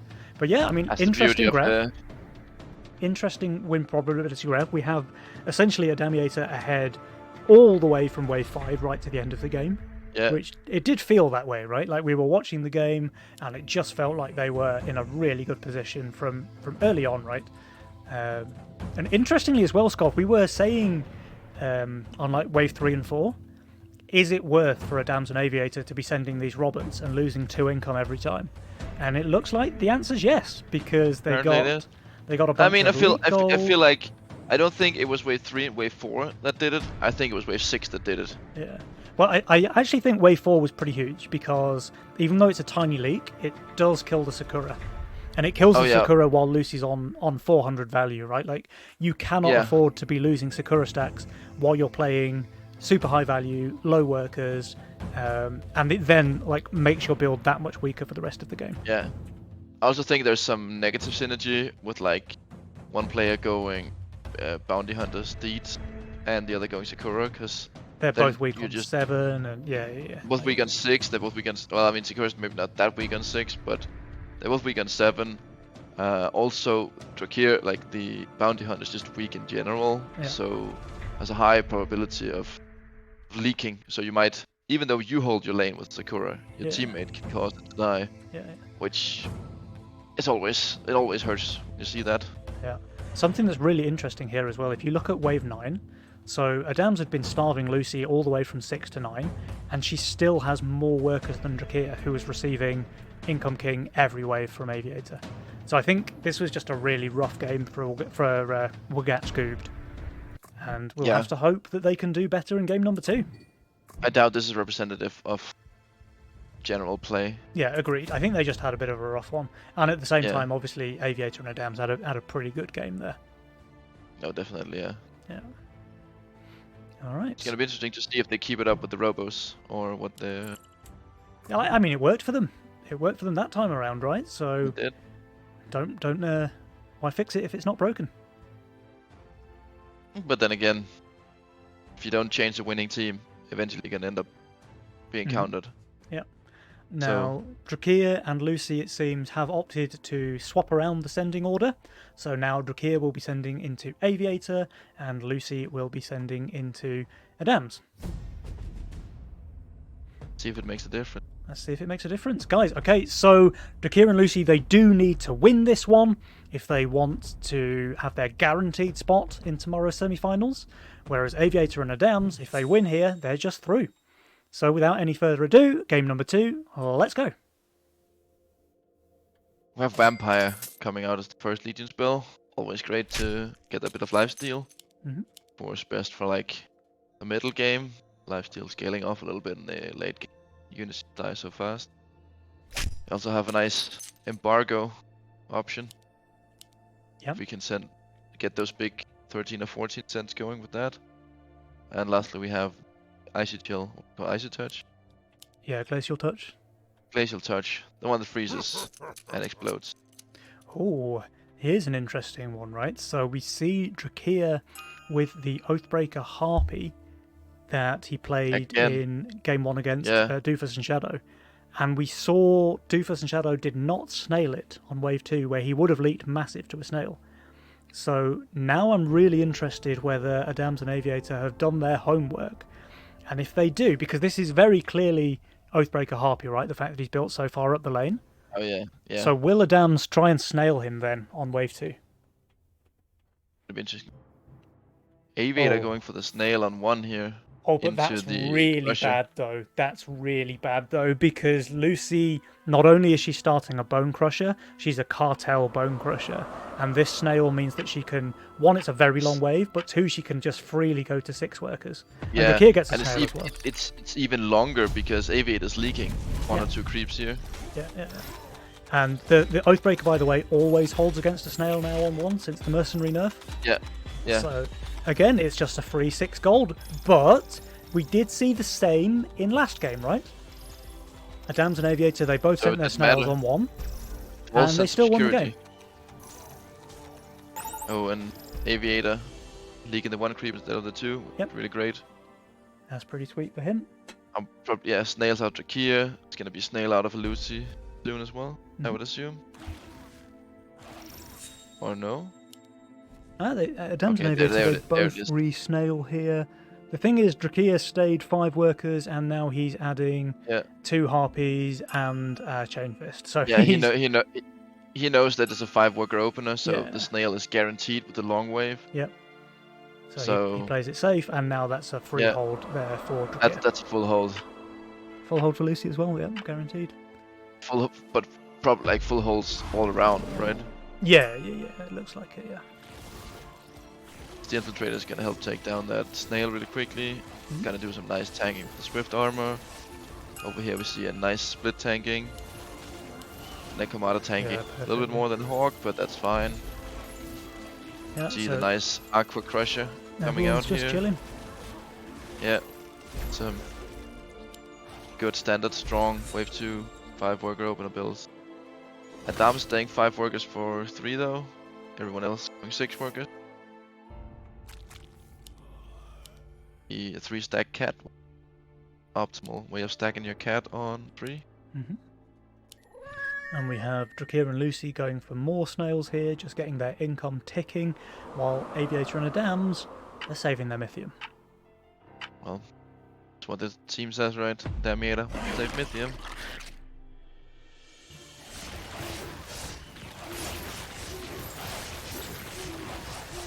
But can Kira Lucy, is the wave gonna be long enough? Send Fiend 1. Like a Fiend into Adams at least could be quite effective. They're gonna come out free. So long waves. But everyone's even on workers though, so it's not really favouring one side or the other. Oh, and here's the Roberts. Drakir's getting the Fiend. Drakir gets... Oh, but Drakir doesn't go for the Fiend, he goes for Nail. So Adams is going for the double Robert again against Drakir. Drakir's actually smelling it though. He's building a Shroom here on 4. Absolute garbage unit wave 4, but it's arcane armor. So he's just... This is a really good read here from Drakir, because there's no way he makes a Shroom on 4 if he's not expecting Roberts. No. And he's just hoping that the wave is gonna be gone before the Shroom tanks anything. The Harpies are just shredding the wave, as they do. Yeah. Meanwhile, Lucy has a Dino, but is she doing fine? The Bone Crusher died pretty quickly. She might end up leaking there. Drakir, though, that Shroom doing exactly what it needs to do, tanking the robots forever. That's 400 IQ. Yeah, that's a -4 there for Adams. And this is where it backfires, right? You send your power mercenaries, you take a risk. Because if the opponent holds, like Drakir just did here, it's really, really bad for Adams to now be on 4 less income for the rest of the game. Yeah, that's gonna end up hurting. And that's the difference between Greed and Cartel, right? Like, just to put things into perspective, that's the difference between Greed and Cartel. without the penalty on wave 11. Like it's a lot. It adds up really quickly. Right, now Everybody we knows how have strong Hell can be in the early game. talking about minus income, we have Brutes coming out from both Drakir and Aviator. Aviator's on turbo value, he's easily holding. Lucy, receiving the Brute from Aviator. I think she's just very fine as well, right? She has 2 Sea Dragons, which kill the boss super quick. And the Bone Crusher is just very, very tanky as well. Yeah, I mean, this Broom is almost at full health. Yeah, right. And all that magic damage. Well, I mean, Sea Quickly Dragons check are not... up on Aviator. Oh, actually, Aviator's leaking while over value. That's nuts. And Lucy... Yeah. I mean, does she Just a just fine hold? league. Aviator leaks Lucy is quite a probably lot, leaking the actually. Brute. 3 creeps and a Lucy's- Brute while being over value. And Lucy, who's... I mean, okay, she's basically on value, but she's only leaking a low HP Brute. Yeah. That's a really good trade for Wagat Goopt. Obviously, Adams is able to full cover this because he has 2 gate guards and 1 million dogs alive in the mid. Yeah. Lucy's staying 9 workers. The only one not in the double digits yet.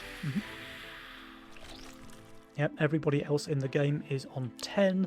Drakir is a little bit under value here. He is receiving a Brute from Adams, but as you ping there, he has a Canopy, which is a phenomenal unit on the 6th wave. Really, really Yeah, strong. it's just chunking those Rockos. I think this is a Brute don't have sniper a as well. chance. I think this positioning should isolate and kill the Brute really quickly. I mean, isn't it the Chain Fist that does it? Oh, there's 2 Brutes though, okay. Yeah, look, this first Brute Oh, but just the Brute is sniped. instantly and dead, it's, instantly dead. but, I mean, there's gonna be 5 Rockos Yeah. on the Canopy with Now the the Brute, Canopy's so... tanking everything. It is going to go down. The more? Rocco's passive No. pretty good against killing big single units like Canopy, right? Yeah. Oh, he does Oh, kill gets that last another. creep. Okay, 46%. So he's... I mean, it's not not optimal, but it's also 33% on Aviator, Oh, so... Aviator, no. Yeah, so Aviator leaking decently on 5 and on 6 versus a Dino send and nothing else. While Drakir, Yeah. he leaks just 2 creeps and a Brute versus a 140 send here on 6. Yeah, so Oh, and they're I sending think more friends on 7. Lucy with the triple friends. Yep. I think I like those friends. I mean, Harbinger is a lot better on 7 than on 8, though. I tell you who might not like these friends so much on 7 is Adams. And meanwhile, Aviator's... Okay, he's not that undervalued. He just hasn't spent his gold yet. Never mind. Does he have to sell this mask and finish the 7th stack? Drakir does get the second Brute out. This is dangerous. But Aviator going for the Mimic. Aviator also sent this Mimic here into Lucy, which should get some good work done, I think. But let's keep eyes on this side, because this is the side that's risking king damage here. The Harbinger is still alive there for Adams. It does now get the second summon. But those 2 Brutes haven't been touched yet. They're going to kill the Harbinger pretty quickly. And yeah, we have Waldo over here. Aviator leaking 67% to a resend. 64 from Adamus. Yeah, oof. Adams, he leaks less And to there a is bigger not a send. single king up on the Sky King. Oh, these guys are taking some serious damage here. Wave 7. They were in a pretty good spot up until now, but for Aviator to Waldo here, and for Adams to do probably worse than I expected him to do, honestly. And they're all the way down to 60% king HP. Jules saying 39% chance for them to win this one. I don't know, man. And look at this. We're gonna see some pretty decent value coming out later in the game. Like if the wave goes long for Drakir, he's gonna be able to just pop those Shadow Dancers, Shadow Dancer clone. The Harpies are gonna, although when they get turned into Sky Queens anyway, they're just gonna pump up their map. Yeah, Drakir's pretty over strong. 1,000 value now. Like, it's a pack leader, sure, but I mean the pack leader's just pinned to death. It goes to the left, and it's just very, very quickly down. Yeah. And now the Shadow Dancer is starting to pop off. It obviously never Yeah, takes the aggro. Wildest Room gets the tank first, so now the Shadow Dancer is Yeah, he's very. gonna have. He's just holding. Yeah, He's just easily holding. He's gonna pop one more. He's gonna put 2 more. It's the creep shot. Yeah. Okay, this game feels super one-sided now. Drakir and Lucy Yeah. leagues ahead here in game number 2. 220 on Drakir, and he just easy holds. Yeah. Drakir's on fire now here, wave 9, 25 gold shutdown. It probably had to be a brute, or I mean an ogre. Mm-hmm. Ogre on this wave, break him. Have to say, everybody is playing pretty fast and aggressive. We've got a lot of workers all around. Decent income numbers as well. Do have 2 cartel players, though.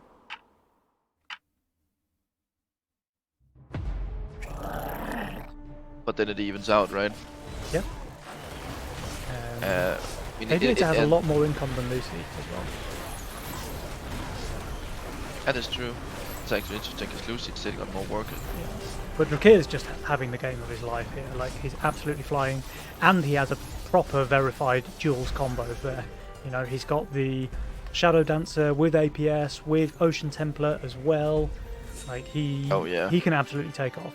And that's why he's just kind of income scaling, because he knows that his role is turbo broken in the late game. Yeah. Also, he has the canopies.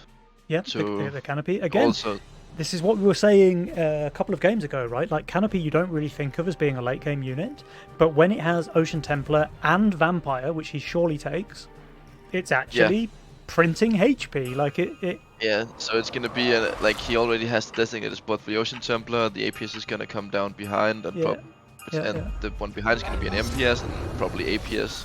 He still has a reroll as well, so like, you know, if there's anything that his role is missing, which I can't really see, maybe I'd say maybe magic damage, but honestly, he doesn't need it. It's a wave 18 answer is what he needs if the game goes that long.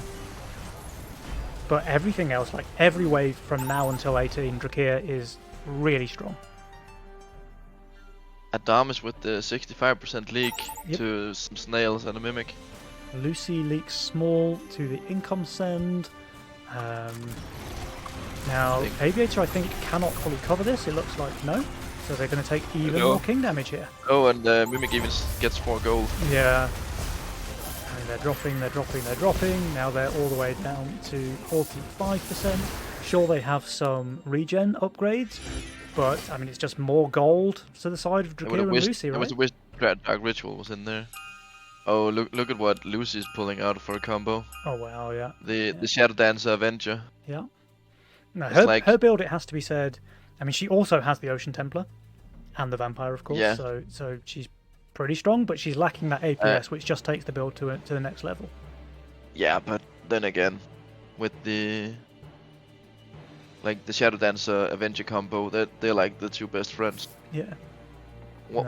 Adam's going for a couple of bankers here. Interesting play, I guess. I can see. Yeah, he's looking pretty strong on 12, so I can see that maybe being an okay decision. Aviator with Fargo. There was Yabago, Aviator and Adamus, and the Vampire. Both of them on there, while Drakir and Lucy are taking advantage of that Vampire to press the worker button. Like, we see Drakir on 26 workers, which is by far the highest in the game, while Lucy and Aviator are tied with Adams lagging behind there on 18.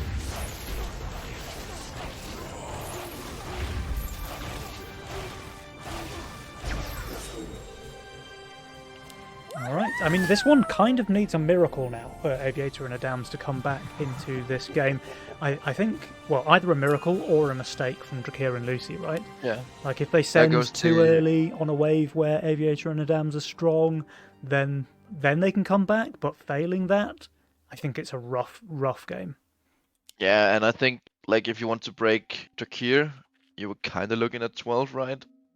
Because if you just send full-on damage with your sends, the Shadow Dancer or even the Dread Knight might not have time to rack up those clones. Yeah, now we see both of the vampires played. I mean, Drakir's build just looks so strong to me.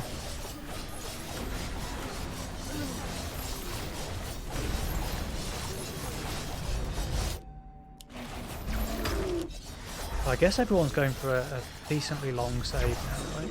No, oh, actually, no. Aviator and Adams are going for 13. That comes the embargo, and it's a Dread Knight here. Yeah, I don't know. I mean, Drakeer's on Knight's not the shutdown, best unit. only 25 gold. He is not amazing here, but And the Ogres. yeah. But we have well, I guess the Sovereign is being counted by the 2 4 eyes though. Yeah, and Lucy does But then again, not the 4 eyes, have that the Ocean 4 eyes are Temple. being counted by the Shadow Dancer. Yeah, that's true. If he gets enough clones off. And Lucy, she doesn't have the APS, but she does have the Dark Mage, which does a similar job. Alright, let's see. So and 640 Dark for Mage is Lucy. probably stronger than APS. Like, yeah. Alright, the canopy is dead. 4 eyes. Killing the Shadow Dancer very quickly. Now they're onto the Sovereign. So it's going to die decently quickly. Drakeer, meanwhile, I mean, he's getting overwhelmed, actually. I mean, we were talking about miracles. This might be the start of one. Lucy leaks 100% here. Drakeer leaks 78, feeds a 25 gold shutdown. They lose a ton of King HP, but Scott Gold, look at their Mythium. That's what I have to say. They can do whatever they want now. Yeah. So sure, they give away a ton of gold and a ton of damage, but they're just going to have a look and see that. You can have a look and see. Oh, Aviator and the Dams, they look quite weak on 15. Like apart from the Orchid, maybe. It's a saving grace for Adamus. But you know what is really great against Orchid? Kraken. That's a Kraken, and you know who can send 2 and then some? Yeah, Lucy. Yeah, I mean, Drakeer can send 2 Krakens already, and they're still going to have another minute or so to save their Mythium. I mean, I don't think it's going to be Krakens out of Drakeer though. I would prefer Rams in that case. Yeah, Rams are looking really against good Aviator. against Aviator. Yeah, Aviator's still overvalue actually, but I think that's going to change quite a lot in time for Wave 15. Adam's also a bit overvalue, but that's only like, and now they send again, and that's just income send. I want to point out though that Aviator did fully prep his masks for Wave 15, so he's fully expecting that Wave 15 send. Oh, there's the Rams, the double Rams, and there's the Rams. There's the Needler. Lucy. Oh, there's a Kraken. Okay, I was like, it felt weird not to see a single Kraken. I like maybe not sending 2 Kraken. I think that's a choice. Yeah. Because you want the Needler for the Arctear with the Ocean Temple. There's also a lot of Peewees, by the way. So so she can the Needler can really ramp up the attack speed. Yeah, obviously if it was my Needler, it would never kill a single unit. Oh no, but this is Lucy's Needler. But this is Lucy's Needler, so it's going to get like every last hit on those Peewees. Yes. It's going to pop off like 3 times the attack speed. Adam's Aviator desperately trying to survive here with another round of King upgrades. Full Shuriken, but it sends a huge 1220 for Aviator, 1080 for Adams. Now the fully prepped masks with the Leviathan buff are no slouch. They do insane damage. Actually, all of the small units are just evaporating to these Tantrum masks. That's crazy. There are so many masks. Yeah. That's a decent job. And look at over here. Oh no! Well, that's painful. 85 HP on that octopus there, but they will survive though. They will definitely survive. And step 1 to the miracle is survival. Well, step 1 to the miracle was that wave 13 actually. This is step 2. Survive the reset. Precious even, except for the fact that Drakeer and Lucy have almost twice the workers or Mythium rate. And Drakeer's full pushing, so this is a 17 cent. Drakeer is. Oh, but look at the values though. Oh, this is kind of quite a good counter to Drakeer's full push actually. Oh, Lucy's also full pushing. Yeah, they're both like insanely pushing. Yeah. Are they gonna be able to afford the double Shadow Dancer here? Doesn't Lucy just leak no send? And then I feel like Aviator and Adams just go for the 17 send. Does Lucy like the Sovereign? The Sovereign's really good, but she's so low value though. Yeah, but if the Sovereign stacks up and starts with the lifesteal. But the Sovereign's actually tanking. It's dying.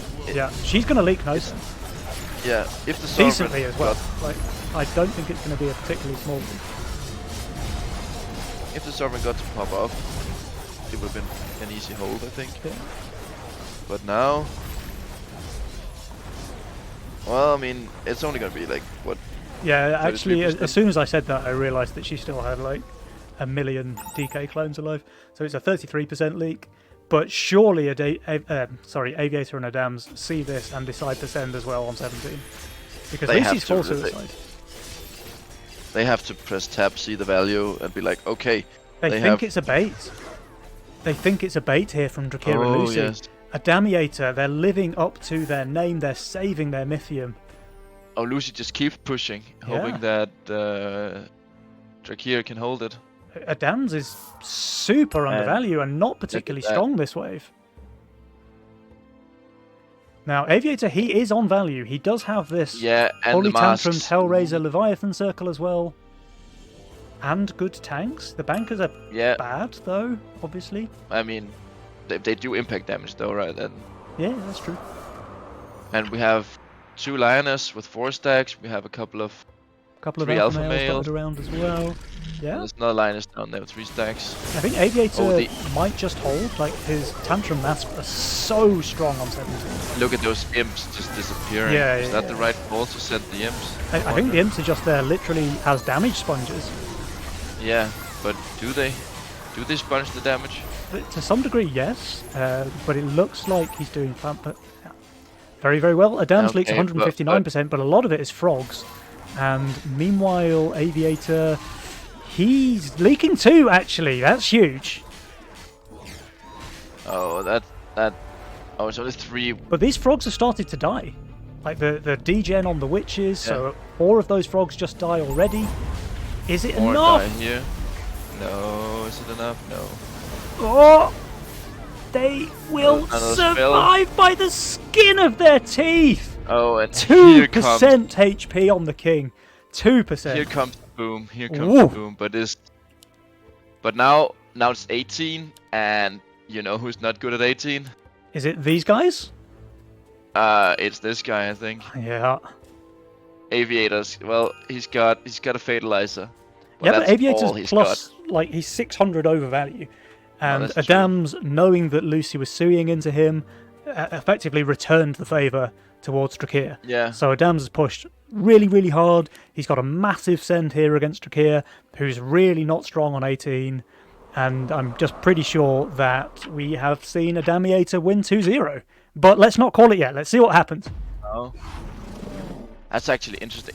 We were saying this game was so one-sided. It was. Like, they were really far behind in the early game, but we saw a miracle in 3 stages. That wave 13, Lucy and Drakir both leaking badly.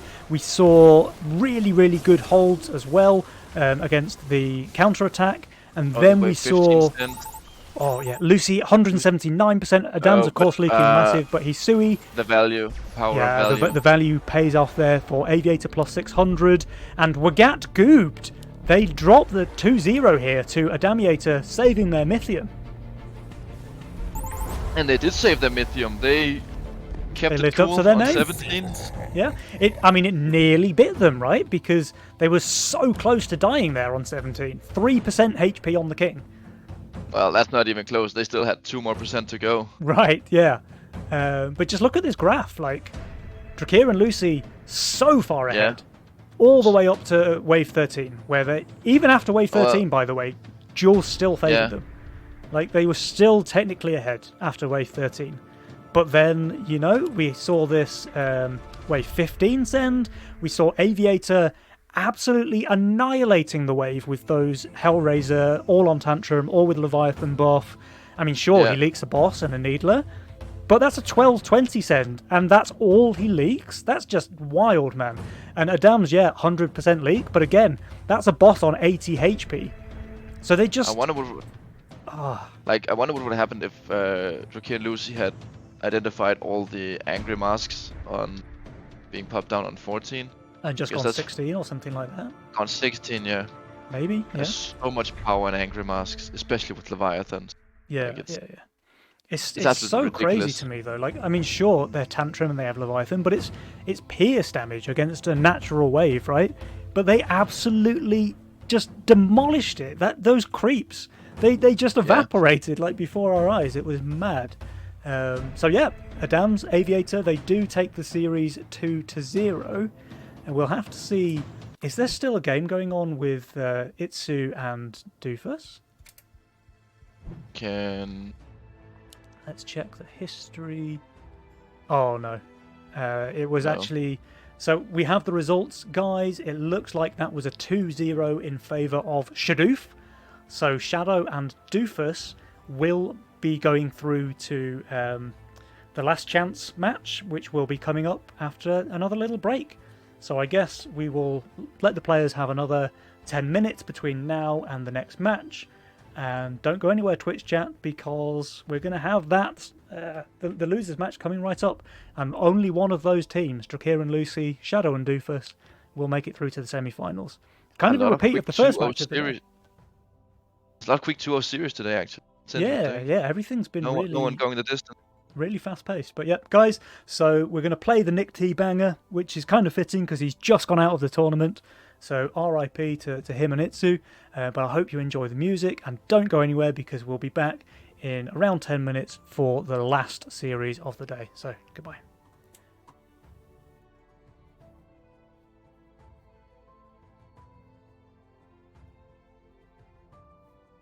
Alright, take it, we're off.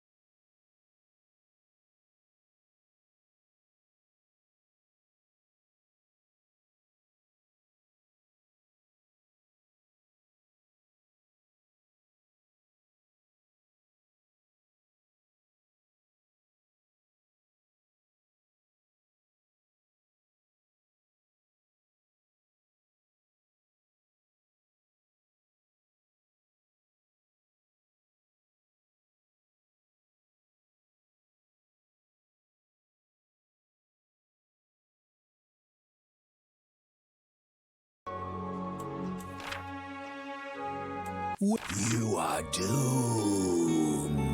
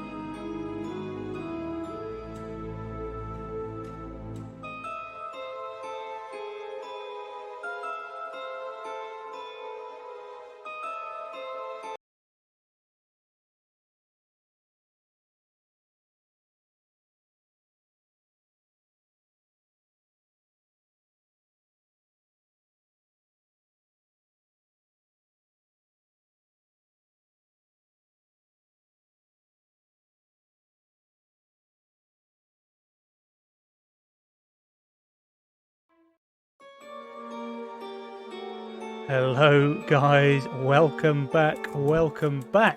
We've had some very, very exciting games already today, and now is the culmination of all of those matches. We have Drakir and Lucy were goobed up against Shadoof once again, so it is a repeat of the first series that we watched today. We'll have to see now, can Shadoof turn this one differently to the way that the first one came around, because remember, they were really ahead in game number 1 of that first series, right? Didn't work out for them, but they have the capability to win these games. We know that. And we also know, talking about morale, talking about momentum, we know that Shadoof have just won 2-0 against the Bulgarian squatters, and we know that Wagat Goobed have just lost 2-0 against Adamiator. So in terms of that kind of mentality and momentum, we have to say that things currently are in favour of Shadoof. Whether that will translate into game, we're about to find out. But if you're asking me, I think Shadoof can do this, Scottrold. Yeah, I mean, coming off a 2-0 series win like that, it's definitely gonna do some great work for their mentality. Yep. They can just keep focused, stay in good spirits, and really help that make some good decisions. Yeah. I think we're gonna see a pretty decent series here. Might even be the first one to go to 3 games. Who knows? Oh, I'd love to see a 3-game series, right? Like we've seen. Yeah. It feels like it's been a fairly long stream, even though they've all been 2-0, because of course we were hopping around. We got to see all of Drakir and Lucy versus Shadoof in the first round. Then we got to see the Bulgarian squatters game as well. And obviously, even though they've been 2-0s, we've had a couple of Wave 19s and stuff like that. So they've been fairly long games, I guess. But yeah, I mean, I'd love to see a 3-0. And more to the point, a 3-0 is going to be difficult, I think. Sorry, a 3-game series is what I meant. But more to the point, I'd love to see Shadoof take this. You know, I think they have the ability. Clearly, it's a hard match for them. I understand that. Drakir and Lucy are still favoured. But I just think it would be a great underdog story if Shadoof can take this one. So without any further ado, guys, game number 1 is here already. Let's go. Oh, there's a pawn shop first spell, so of course we see the chaos. Pawn shop chaos. Out of Doofus. Oh, and doesn't this always feel bad when you're playing chaos, but your role is perfect, man? Like, I was about to swear then, and then I realised that maybe there's kids at home. And this is like such a good role for Doofus. Nightmare, Butcher, Chainfist, Gargoyle, Steed for fun. But also and the Shadow Dancer. And the Shadow, it's such a good role. It's such a good role. But he's playing chaos, so he can't have all of it. I wonder if they could add like a lock-in button, like you could just pick chaos, then roll 1, or 1 if you like the roll. You just, well, okay, I'm playing Greed with this exact roll at 1 income short. Yeah. I actually had this exact scenario with chaos, which obviously I didn't pick. It was Megamind. Clearly, I would never pick chaos. With these exact 3 units, the Nightmare, Butcher, and the Chainfist. I started Nightmare and Fist because, you know, the Fist is just so good on 3 and 5. Yeah, and it doesn't really make much of a difference, actually, because you make up 20 gold so fast with the Nightmare, it's just 3 creeps more. So it doesn't really slow down your worker push by that much. And you're not getting 5 workers on 2 anyway. No. But then I just never rolled the Butcher again. So I had it in my wave 1 roll, and I never rolled it again in like a 18 wave game or something. I was so sad.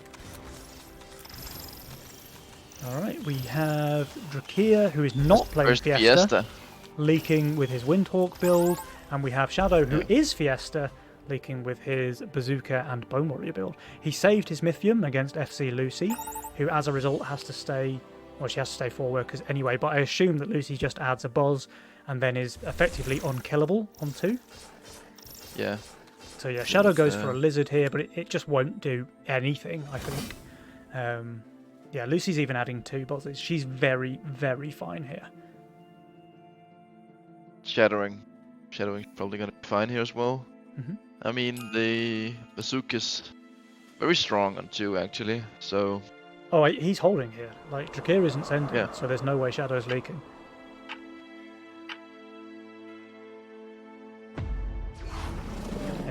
And Lucy, of course, receiving just one lizard.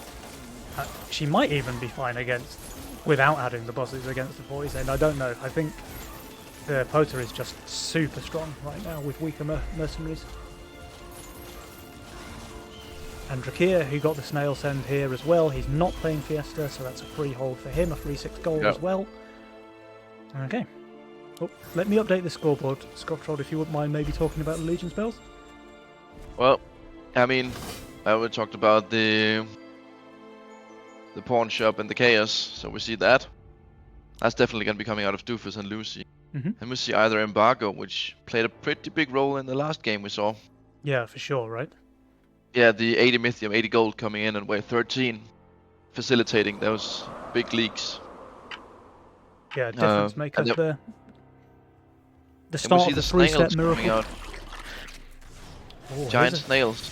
Yeah. Which is a pretty decent offensive spell. It's going to be interesting to see what's going to come out of Drakir and Shadowing. Now, Shadow did receive a Fiend here, but he also fully boosted his Infiltrator. As a result, he's just holding. Yep.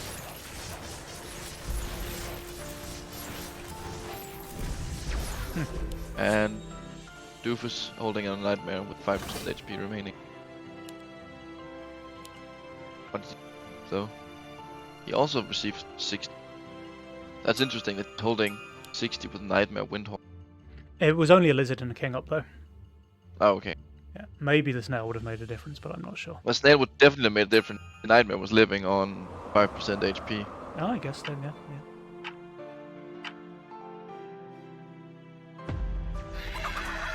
Alright, Lucy is getting a DT here, but again, she's very, very fine. Oh, Doofus getting the Treant for wave 5. Yeah, that's pretty nice luck there for a Chaos player, but he's also under no pressure. Like Lucy sends a snail here, and yeah, he's. But I mean, just one snail is kind of like still under some pressure, I think, especially with Lucy being on 9 workers actually. Yeah. Like you definitely have to add if. Oh, she already nice lucks the masks there. Okay. So that's the 3rd time today we see mask priestess out of Lucy. Yeah. And 2 of the times they came out. 2 of the times it's been with chaos. Yeah, exactly.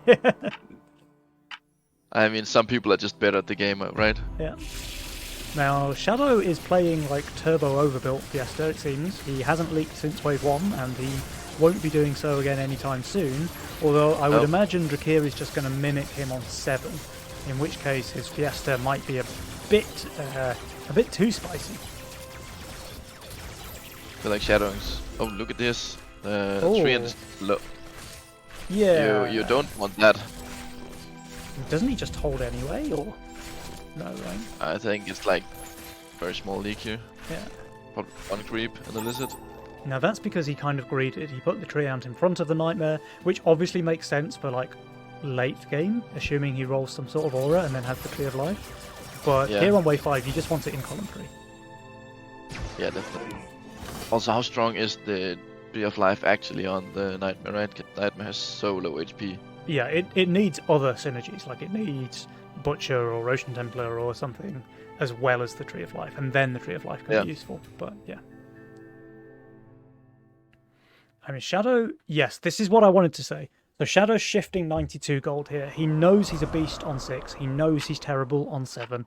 So he even though Drakir has 160 Mythium already, he saves that gold. He's going to get the Banana Bunk on 7, probably play it here in the split, where it's going to tank the Mimic, and he might end up just doing pretty well. But having said that, Drakir might even reach the Ogre. No, he's going Friends. Okay. But I guess he's sensing something coming out of Shadow here. Yeah, I mean, he sees Shadow's value. He sees that Shadow barely added here on 6. Yeah. So he knows that he's shifted. Like, Drakir's a smart guy. He can read the state of the game, and he just goes for Brutes rather than Mimic, because it's kind of splitting the difference, right? When you send Brutes, you're not sure what the player has, and Brutes are kind of good against everything. Like, if it's a Millennium, they're okay. If it's a Bunk, they're okay. They're actually kind of bad if it's an Avenger, I suppose, but But most of the things that you want to build for 7, the Brutes are good. But even the Avengers kind of counted because the Avenger They slow wants to attack. Yeah. All 3 Brutes are going right as well, so that bunk is going to die pretty quickly. Yeah.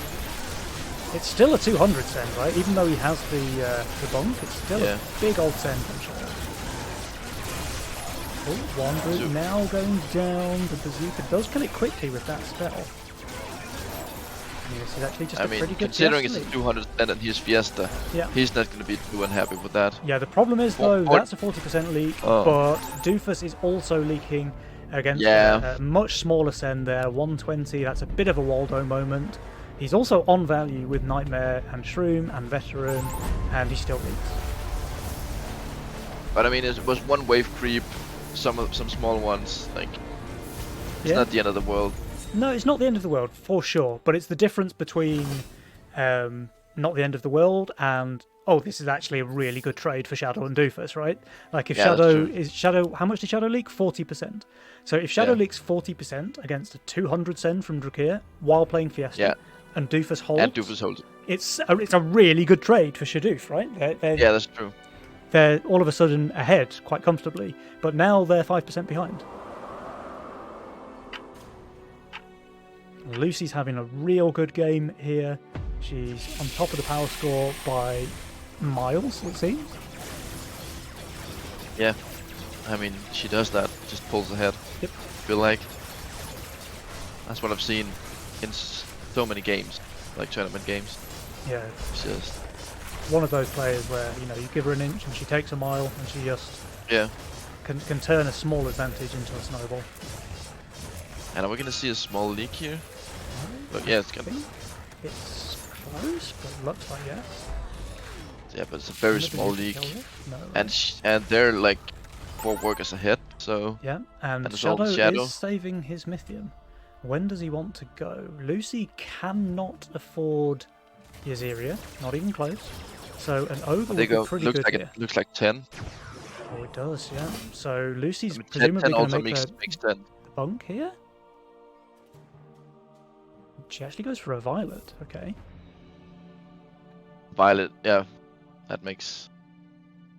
I mean, in that case, Shadow's like turbo rewarded for not sending here on 9, because the Violet is great on 9 and absolutely garbage on 10. Yeah. I mean, I suppose Violet with the mask, like, it helps clear up some of the sends. And, like, Lucy has the Tempest, so we might see the boss leaking at like 50%, but only the boss. Plus Shadow is almost in Siege Ram territory. 295 Mythium and counting. Do we get a long wave here out of Doofus? I think the answer is yes, so that will be Siege Ram for Shadow. Doofus is leaking and they're ahead in workers. They're leaking a bit, but... Yeah. That's actually quite a bad leak though, 61% while he's on over 1,000 value. Sure, it gets Shadow the Siege Ram, but Lucy also gets a ton of gold from this. So let's keep eye, she's on 150 gold. She's getting 10 gold every time one of these creeps dies, that's crazy. Another was free for that, and 15. Lucy just gained like 60 gold from that leak. That's mad. Thank you, Bert. Oh. Now we see the Daphne, see the Alpha. And the Alpha male, yeah. And that's the difference between that leak gold, right? Because there's no way that she could afford both of those units without 60 gold there on wave 9. She's on fire now. I do still expect a leak here, because that is a Siege Ram and a Hermit from Shadow, right? Oh yeah, the Daphne is going to be spending all the time killing the Siege Ram. Yeah, as will the Alpha male. Yeah. Yeah, Daphne's just chilling on the Ram, and the boss is split tanking. The boss is tanking the Alpha male and nothing much. Okay, but the Siege Ram has done its job. So this should still be a decent leak out of Lucy. Despite she's on 1600 value. Shadow leak's massive, 81%. Doofus does hold for once. And Lucy's actually doing phenomenally well here. Drakir also leak and a high HP boss. Yeah, that's a bit of a Waldo there from Drakir because his send was way smaller, 260 versus 400. They're going to take a ton of king damage here. Doofus isn't able to cover though, so they also take some healthy king damage on the right side. quite even. Yeah. 5% HP king lead for Shadoof. Yeah. They have a little bit more regen, a little bit less of the other king upgrades. But Lucy is running away with this game right now. Yeah, she 3.4 she's absolutely power flying. score. Like, she's by far the highest income in the game. She's got good workers. She's on insane value, actually. Like, Shadow has one more worker than she does, but even if he full spends his gold on value now, he's still like 400 value behind Lucy, which is nuts. Yeah, there's the embargo out of Doofus. Drakir also went the pawn shop, yeah. Pawn shop, yeah. Oh, no pawn shop out of Doofus actually. Yeah, he's going for the aggressive play rather than the power spike play. I guess they're going for a big 14. They possibly have to. I mean, I don't know. Like, Lucy has answers for any wave, really. She's got the Sovereign for 13 and 14. She's got Ocean Templar as well. Oh, never mind. Yeah, Lucy. She's playing Chaos. Oh yeah. She probably has to sell something. There's the Avenger though. Yeah. I think she sells a Polywog to place a Groll. Yeah, exactly. Because now she has both the Sovereign and the Ocean Templar. Yeah, and now 13, 14, 15, doesn't matter. Mm-hmm. Shadow's build is looking okay. Like, it's strong on 13, it's kind of garbage on 14. Doofus, he just never really put anything together with these Chaos rolls, whereas Lucy's build is looking phenomenally strong, and Doofus's build is looking, okay, you know? Yeah, I feel like Doofus has a lot of units than one other units to tank for them. Yeah. He also only has like 2 upgraded units on his entire board, and then just a load of small crap. Yeah. I mean, there's also the Daphne. Okay, yeah, they're definitely, and the Veteran. So 4. Sorry, I take it back. He's got like a fully upgraded. I was about to say, but the Veteran doesn't really count. And now he has the Tree of Life, but again, like, without Butcher or something, it's just not all that. Why would you put the Steed on the APS though? Yeah, I don't know. Like, why not put it out here then? Now, the one saving grace is that Drakir is really struggling in this game.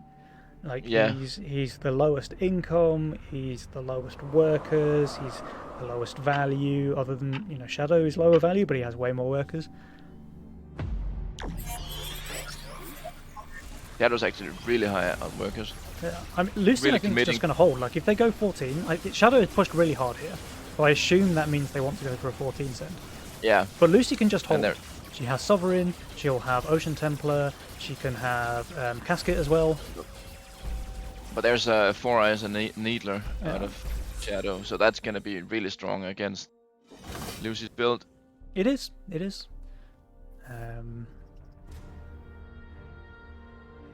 Lucy's just on value though. Like, she's even pawn shopping some bad units, so now she has the fully upgraded Casket. She's pawning the Violet as well. That's good presence of mind there from Lucy. Great pawn shop. Yeah. So yeah, we see the Sovereign. She's just really gonna hold, man. She's on value with good units. I wonder what Shadow's gonna add. It has to be. Is it gonna be a Mimic or a Pack Leader? It's a pack. Doofus, meanwhile, he's on value as well, but a lot of his value is Steeds, you know, which is just not quite the same as a full Ocean Templar Iron Maiden circle.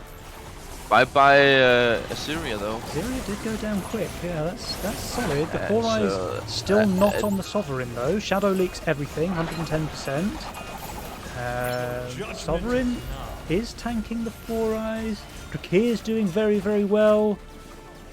Lucy's leaking. Yeah. Okay, so that's a start. Small leaks. 78%. Small leaks, and Doofus did hold, actually, with quite a lot of value left alive. Yeah, and now it regened, but now it goes down. Yeah, it doesn't have lifesteal. Or but does it Drakir and Lucy are losing a lot of HP, while Doofus is full covering. Doofus is covering.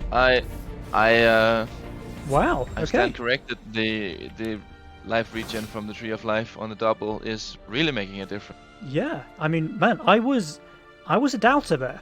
I thought that was going to go very differently. I thought Lucy was going to hold.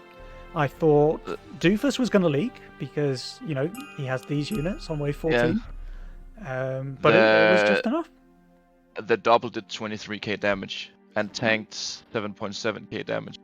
Yeah, that's pretty solid. 7.7k tanked while it has 3.3k total HP. Yes. I mean, it must have just been perfectly off tanking, right? Yeah. Sometimes you're just good at the game, right? Yeah. So and now it comes down to whether any of the players make a misstep. Because Drakir shifted a ton here to make it look like he might be going for a 16 send, but Shadow did the same. Shadow did the same, so I actually expect both sides to skip 16. No, they took the bait! Oh no. They took the bait. Oh, no. This is game losing, I think.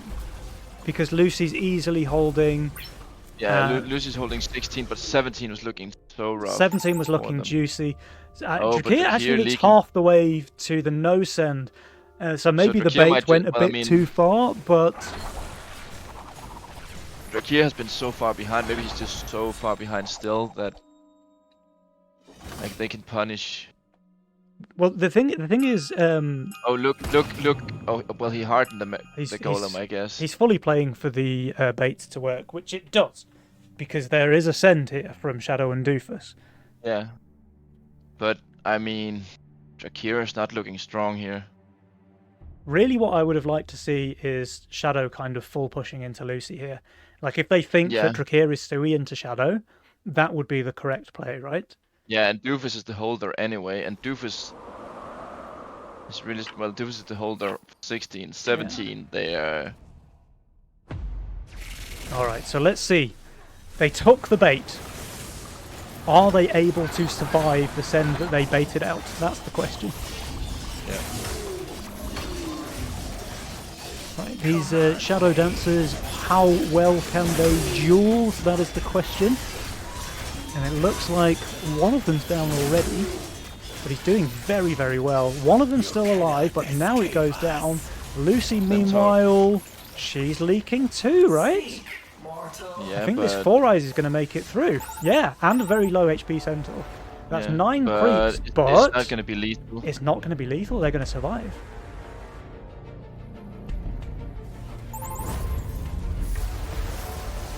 And this is one of those where committing to the play could have won them the game, right? Like if Shadow sees, oh, Drakir's suiciding on me, we need to send 16, but I'm going to full push into Lucy. Then they would have won. They would have won the game. Here. How can they survive this 17 send though? Oh no! Oh. They're reading this game completely wrongly. They took the bait on 16 and now they're building for 18. Oh no. Now they're building for 18. And I mean, Doofus looking... Gates. Gates are pretty good, but it's just 2 gates. Oh, Shadow's fully building orchids and infiltrators. And they're just going to die. Looking so weak here. Yeah. Well... 720 for Shadow, 760 for Doofus. That's how you win, a 31% win chance. Right. I mean, Doofus is still strong here and on value, but his Doppel is dead. And I mean, Shadow with that full Orchid Circle is just leaking. Yeah. It's only 58%, and Doofus! Doofus is strong, actually. What the... There's 2 creeps remaining. The Hades won't get another summon. No. Okay, he is leaking. He is leaking. It's 10 creeps. That's a massive shutdown. 100 gold from Doofus, 50 gold from Shadow, 10 creeps on the king with no king upgrades. I think they're dead. I think they have enough HP. One more spell. No, they don't. They're dead. Oh. Wow. Victory. Wow, and now momentum. Yeah. They might have come in with some decent mental fortitude, but no. But not anymore. No, this is gonna be like, they're gonna look at the graph and be like, we were ahead, we were so far ahead, like. Oh, Shadow actually did push on into 16. So when he saw Drakir's value, he pushed like 5 workers. Yeah, well, that must have been more like 3 workers, right? Yeah, three, yeah. But he could. I mean, he could have just pushed more. He could have just Exactly. fully committed, and they would have won 16. Yeah. Or I mean, I wonder if they could resend. Probably the resend is not a good play, but then you need to build for 17. Like, if I look at Shadow's build, he already has a full Zeus circle with APS MPS, which is really strong on 18. And Doofus already has the Hades, which is really strong on 18. So why do they both build for 18 on wave 17, you know? Yeah. But also resending would have kept them alive. Resending would have kept them alive, but not necessarily won them the game. Whereas building for 17 wins them the game, like hands down. If Shadow, instead of making all of these orchids, he just makes, 2 havens, because he already has 2 bunks. So if he just upgrades them both, they win the game. It's that simple. Like, they can then send on 18 or 19 or whatever they want, pretty much, because they survive 17. But like this, they. It's hard. It's hard, man. It's really hard because obviously it's easier for us to make those calls when we can see what everybody's doing. But when you're in the game under that pressure, it's really hard to make those on-the-fly decisions. And if they had sent 18, we would all be sat here saying, "Oh, Shadow, what a genius!" because he built for 18 on wave 17 where they were looking weak. Yes. But this time around, it's not the way the cookie crumbles, and unfortunately, Shadoof do drop here in game number 1. So it's a bit of a repeat of the first series, right? Where we had Shadoof looking really strong in game 1, having that game stolen from them, and then crumbling in game 2. So we have to see now as we go into the second game of this series, can they do any better? Because I don't know, like it really, really is a case of everything to play for now for Shadow and Doof. Like, they have to be feeling under pressure, probably feeling a bit rough after that one. Shadow hasn't joined the lobby yet, so I can imagine he's feeling pretty rough after that loss. But they need to stay strong. Like, they just need to stay confident and try to turn it around, because we've seen in 2 games that they're very capable of winning these matches. Like game 1 of the first series, game 1 of this series, they pretty much won those games, and then like one decision that they made incorrectly, or one decision that Drakir and Lucy made correctly. Like, this was a really good play from Drakir, right? He shifted 700 gold on wave 15 in order to bait that send on 16. Like, that is just a very good play. It's a good mind game. It worked. They got the send on 16 and held well enough to stay in the game and win on 17. So that's not a mistake from Doofus and Shadow. That's a very good play from Drakir and Lucy, right? Yeah, definitely. But I feel sometimes like Shadow takes that on himself and says, "Oh, I've played badly," as opposed to, "Oh, Drakir's played really well." Do you know what I mean? It's looking at that from different angles, because we can see Drakir played really well, as opposed to, "Oh, Shadow made a mistake," which I don't think is the case. Yeah. All right. So we are going to get game number 2 underway, and I just really, really hope that Shadoof can come back strong, not be phased from that game 1 loss, and show us what they're made of. Because we did ask for a 3-game series, didn't we, Skovtrold? We did have a 3-game series, so now it's going to be...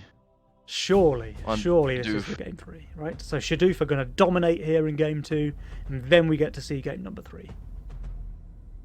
But before that, game number 2. Guys, it's 1-0 to Wagat Goobed. So Shadoof, they need to win this one. Let's see how it goes. Oh, it's an all-economy spell game. Like, do you want 100 gold now? Do you want... What? 315 gold wave 13, or do you want 90 gold for the next 3 waves? Shadow mega-minded into YOLO. Oh, Megamind YOLO, that's a good one. It's a decent roll, though. I mean, it's not the best, but it's certainly not the worst. I mean, you got the You got the gate guard, you got the aqua, which are nice. Then you have, I mean, I like it. Doofus picked lock-in Banana Bunk. Oh no, he picked lock-in, but then did the random lock-in. I would never be picking lock-in. No. Jules always makes me play it. So when I pick Megamind, I get lock-in like 100% of the time, which is really annoying because lock-in is garbage. It's like absolute garbage, man. I haven't really looked at it too much. I feel like lock-in gives you worse rolls than YOLO most of the time. Drakir going for his banker start will be unpunished. By the way, Sculptrold, I'm getting people in chat telling you to make your bed. So I don't know if you've got any response to that.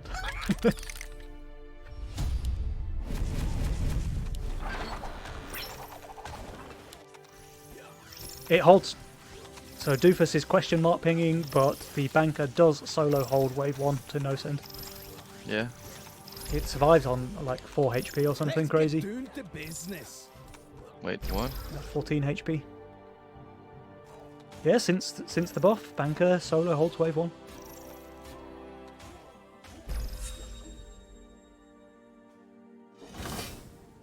That's an interesting one. I mean, I guess it's perfectly typed for it. Yeah. It leaks really badly against the snail, but there was no. Yeah, I could imagine.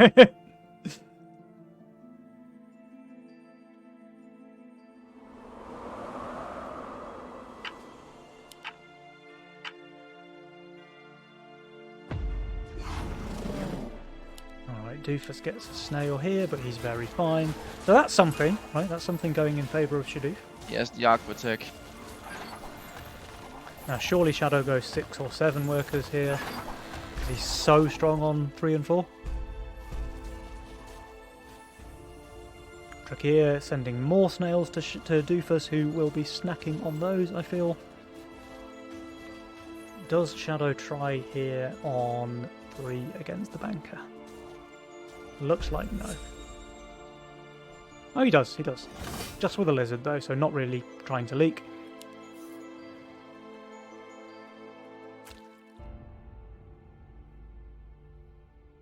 Drakir is undervalued, but with a 3-stack Neko, he should be very fine.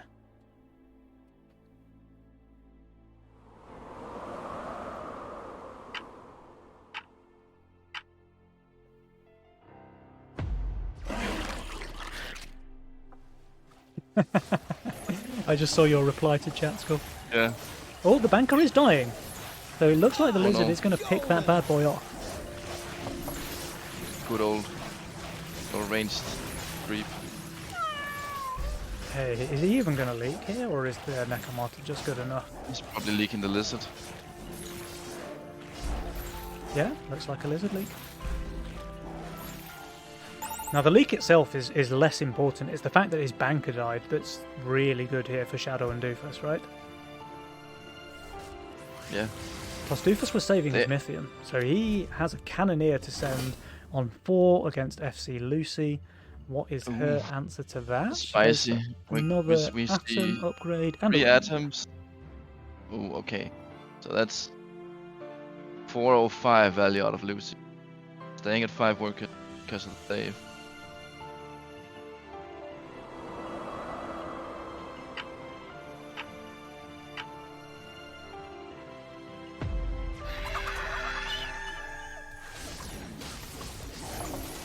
Alright, so there's a Robert send against Drakir, who kind of stayed on value.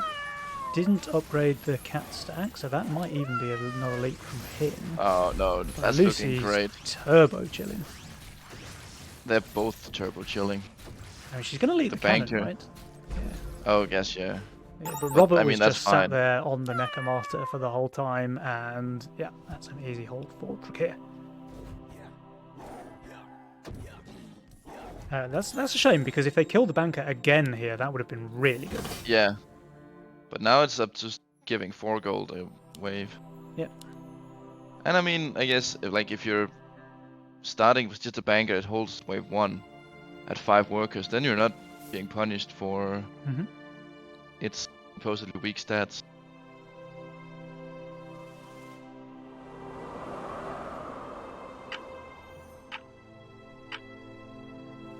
Lucy taking the worker lead as well. But surely that changes with the income sends here. Doofus and Shadow should be able to push nicely. Yeah. Kia, does he go for the bigwig next wave? I don't know if he has the gold for it. It's probably close. Here. So yeah, Shadow and Doofus both pushing. Drakir sending a snail. I assume that's what he needs for the bigwig. Yep. Snail into bigwig. He's now plus 65, looking strong. Nice. Now the big wig's gonna be really good. 6-7, and he's gonna be able to. Oh, and Shadow's good trying cat to leap stack. from here as well. Oh no. I was going to say, like, surely Shadow skips 6 and then he can send like double friends on 7 or something, but Shadow goes snails here.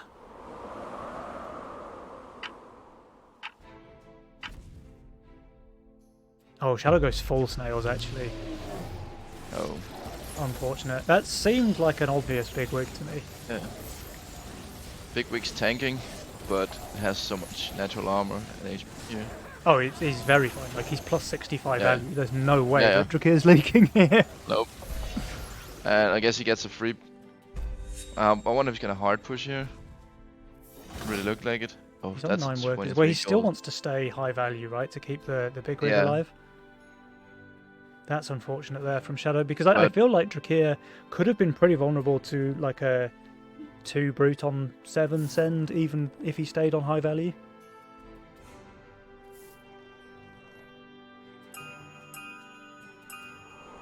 Yeah. Alright, but Doofus did save his Mythium here, so still keeping a decent amount of pressure onto Lucy. I wonder when Doofus sends, is he just going to go straight wave 9? Maybe not now that we see these tree ants, right? Because a boom tree on 9 is super strong. Yeah. And yeah, he just goes for an income I'm late. I can see that. Quite confused about these snails out of Shadow. Like, why wouldn't you go with the Dino? Yeah, I mean, Dino's just better, right? Yeah, it has more stats and has natural armor. Yeah. Which I mean, it's countered by the Pilgrim, but the Pilgrim is not Mhm. such a relevant PS right now. Alright, Whereas Drakir and the- Lucy just income sending pretty much every wave, it seems. Doofus and Shadow, I mean, they're sending income as well, but they're at least skipping a few waves in between. Yeah.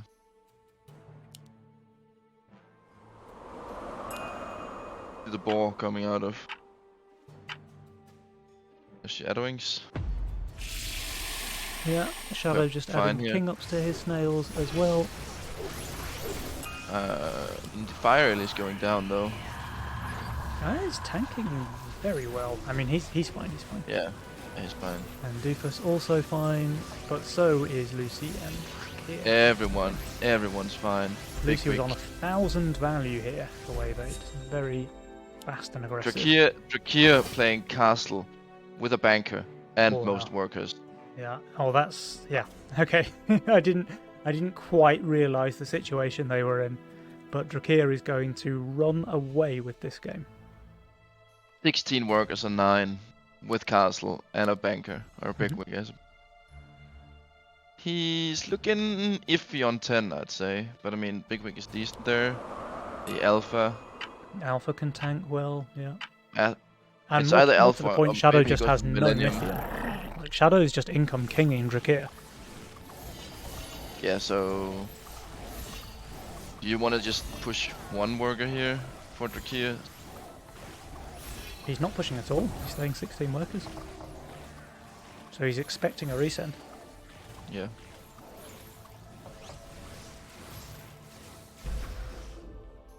I mean, all he needs to do now is not leak, and then Castle is gonna carry him. Meanwhile, Shadow and Doofus, they are both leaking here, right? They're receiving full sends. Shadow's placing an egg at the front of his lane. Oh, he Okay, he's changing his mind. He's doing something else. he doubled down on that egg. He doesn't really have much better stuff to do. Like, No, but well, he has a reroll button. Maybe I'd like to see him press that button. should try it at some point, I guess. Yeah. So 200 send for Doofus and 160 send for Shadow. Shadow's plus 70, but he's really weak this wave. I mean, The Sky Queens are good, yeah, the Sky Queens are good, but his tank line is just awful, and the Mole is really doing good stuff to keep those Sky Queen down. We got the double resummons out of the Look, he's holding. That's enough. Sky Queens are good. The Sky Queen's OP. And Doofus leaks very small to the 200 send as well. Is it gonna go on the high HP Queen? No, it's not. Yes, it is. So he just full holds you. And covers, yeah, nice, okay. Full covers, I mean. Drakir got 46 gold from that boss kill, though. Yeah. Thanks, Bert. Venture and allowance out of Venture out of Shadowing's allowance out of Doofus. See what Drakir and Lucy go for. Quite like to see Shadow press the reroll button. Yes. Lucy with the allowance as well, just wants the gold now.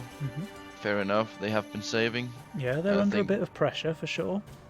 Drakir's probably going to do the same. I think it looks like a 12 to me, right? Oh, it's Venture out of Drakir actually. Drakir feeling that really is strong bold. here. I would really expect Shadow to just full push here against this income send and go for a 12 send of his own. Yes. So he's on 16 workers now. Let's see when he starts pushing the button. It has been pushed already. Bigwig here. Oh, does it go surviving. down? No, right? It's fine. It's fine. Yeah. That would have been really good, actually, if that Bigwig died to note it. So, meanwhile, Shadow's doing very well. That looks like a hold, actually. Doofus is leaking very small, and that is perfect. That is a pro leak from Mr. Doofus.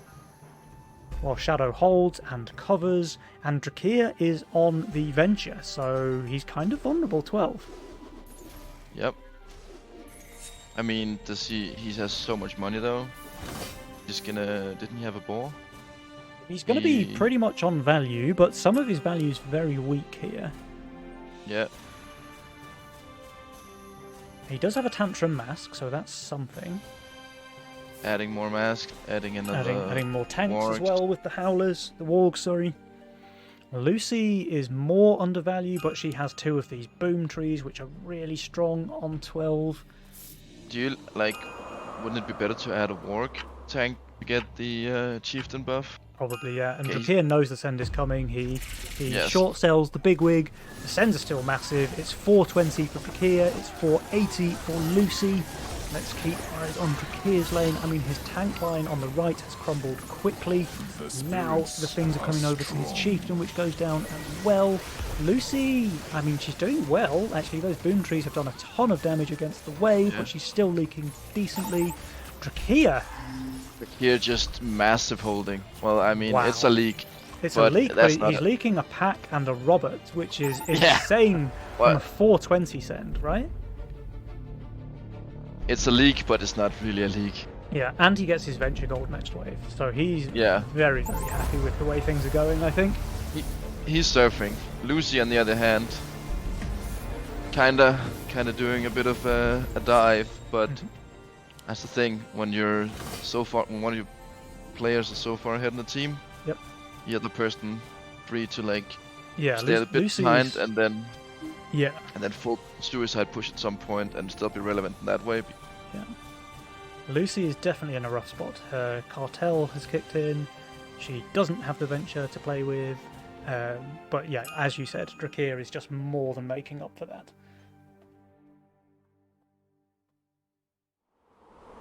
Drakir is going for the no worker push, so he's shifting 400 gold here. Okay, no, he actually places the ball. Shadow going for the egg, I kind of like that play. Yeah, because it's looking decent. I mean, wait, doesn't the egg just die here? No. Yes. Perfect tanks. It's dead. Oh wait, there are 2 creeps over there. Yeah, there's 2 creeps. Huh. Maybe with better focus it could have survived, but... I mean, to be honest, it's not that bad. For him to have a dead egg, it's fine. Oof. Lucy looking quite scary on the value. Shadowing's overbuilding, gonna go for another egg here. Another egg. That one I think will live though. So that's making Yes, him... but this wave. But then the Sens are coming in at 15, aren't Yeah, they? that's what I mean, yeah. So it's bad that his egg lives here. Yes. If anything, he wanted this one last wave to survive and this one to Yeah. die. Although Doofus is fully preparing 15, so I like that, actually. That's really good. Now, And I mean, will Shadows Drakir does and have Lucy two take caskets. this bait? Because Drakir is very high value. He does. He goes for the Kraken's in. Wait, did it die? No, it's there. I couldn't see it. It's still alive. So that egg, not going to be the best unit for holding wave 15 here for Shadow. And Doofus and Shadow do save their Mythium. They are upgrading the King, though. Okay, good. Yeah. So full damage. And Shadow sells his egg as well.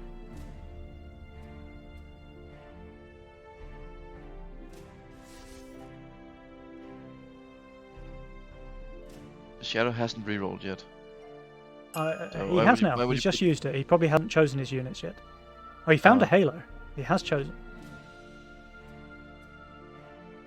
Now he has 3 Fire Elementals, 1 Rogue Wave here. Honestly, not that bad on 15. Not quite as good as the Hellraiser Leviathan that we saw from Aviator, but not bad. But there's so much ranged pierce damage for Shadow, so that ram is just... That Kraken was incredible as well for Drakir. Doofus's fully boosted Orchids spent all of their Shurikens into that Kraken. The Hermit just goes down. Shadow's killing most of the wave, but not all of it, and that's a full HP boss. They have got a decent amount of Mythium left over because, of course, they didn't do income, they only upgraded the King.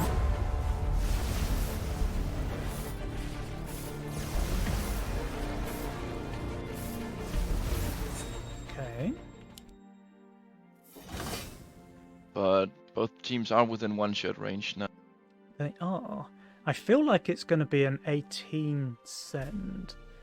Drakir. Oh, I don't know if he showed the Berserker yet. I mean, he's still plus 300 value. We got some nice white main gates with the steeds here. Yeah. So 17 is looking pretty good for Lucy. Yeah, Lucy's really good on 17. She's much weaker on 18. Yeah. But Drakir with Fatalizers and Lost Chieftains can do pretty fine there. And Drakir's value is just... Yeah, Drakir's value. That's the thing. Drakir has value. He has by far the highest income in the game as well. They also have more workers on Drakir and Lucy. So everything's coming up. Yeah. No send so far. Yes, be no send here. Yeah, I think it has to be an 18 send. I don't think there's any way that either team can skip 18. But Drakir's just going to full build Fatalizers here. Yeah. So he's actually really good on 18. The Alpha Males and the Lioness. Yeah, they're good tank value. The Chieftain does a ton of damage as well. We're also going to see 2 Angry Masks on 18. Yeah. Which, they're not the best for killing the wave, but this sends quite nice to... Yeah. Now, I mean, sure, Lucy's going to leak everything, right? Yeah. She doesn't really have much chance of holding. She's super low value, and Doofus can send her a lot of Mythium. But Drakir, I think, can do very, very well. And Shadoof kind of need a one-shot here. Oh, Doofus also spent a lot of gold on Shurikens here, which is... Oh, on this wave? Yeah. That's a move. That's a yikes. Shadow going for Needlers here to try and kill those Fatalizers.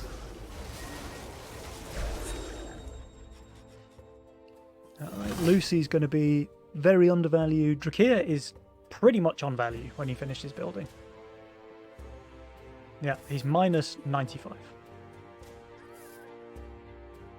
And the... Oh. That's the short selling. Yeah, so short sell Deathmaker. Doofus is minus 1,000. Shadow is minus 800 when he finishes building. He does have this Arc of Justice, which is quite good.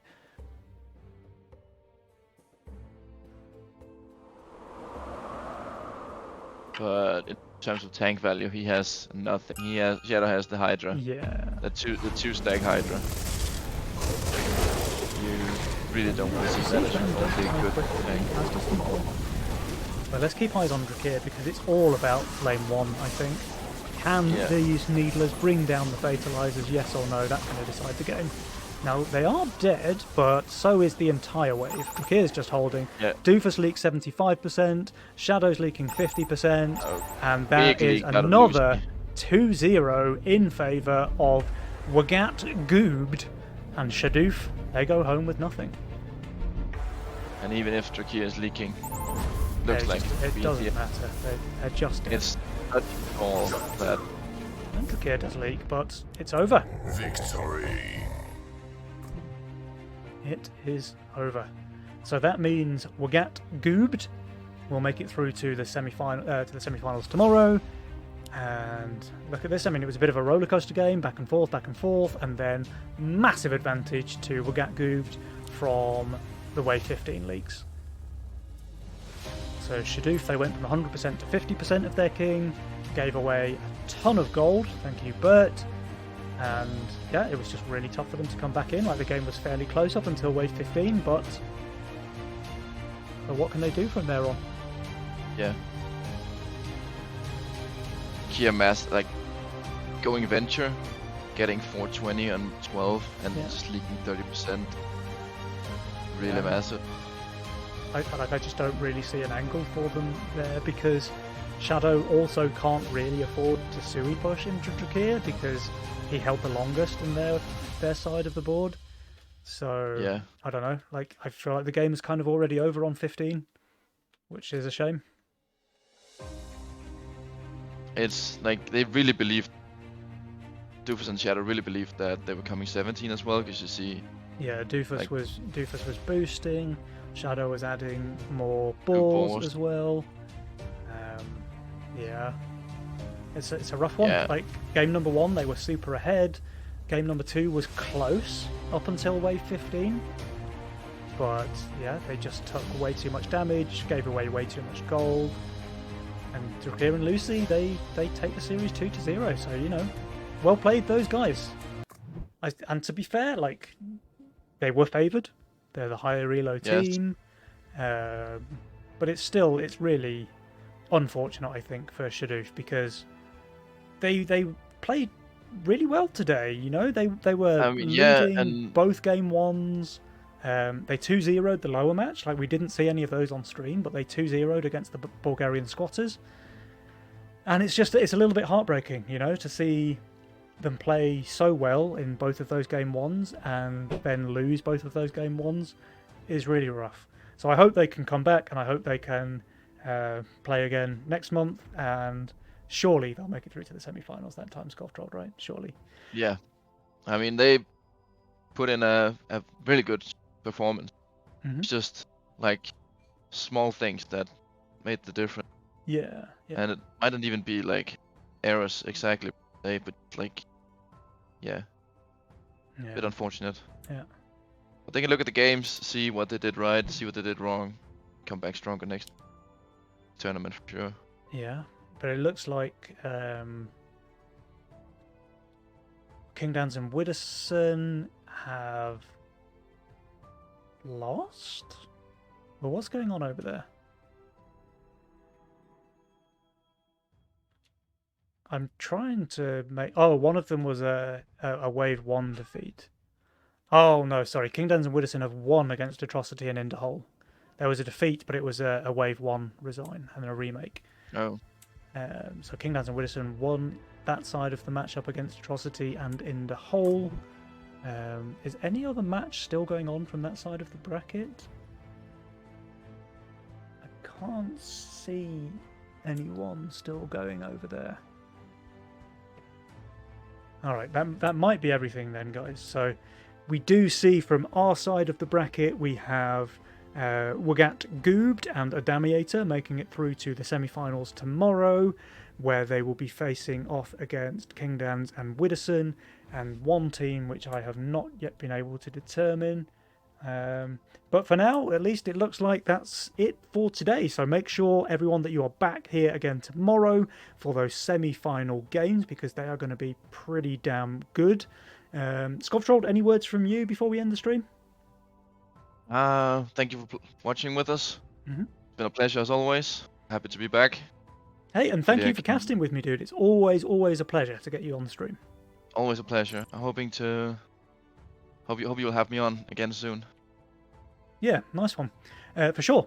Okay, guys, so make sure that you are back tomorrow. We will have those semi-final games. I will be joined by Offmer and XGod for the cast tomorrow, so that should be a treat as well.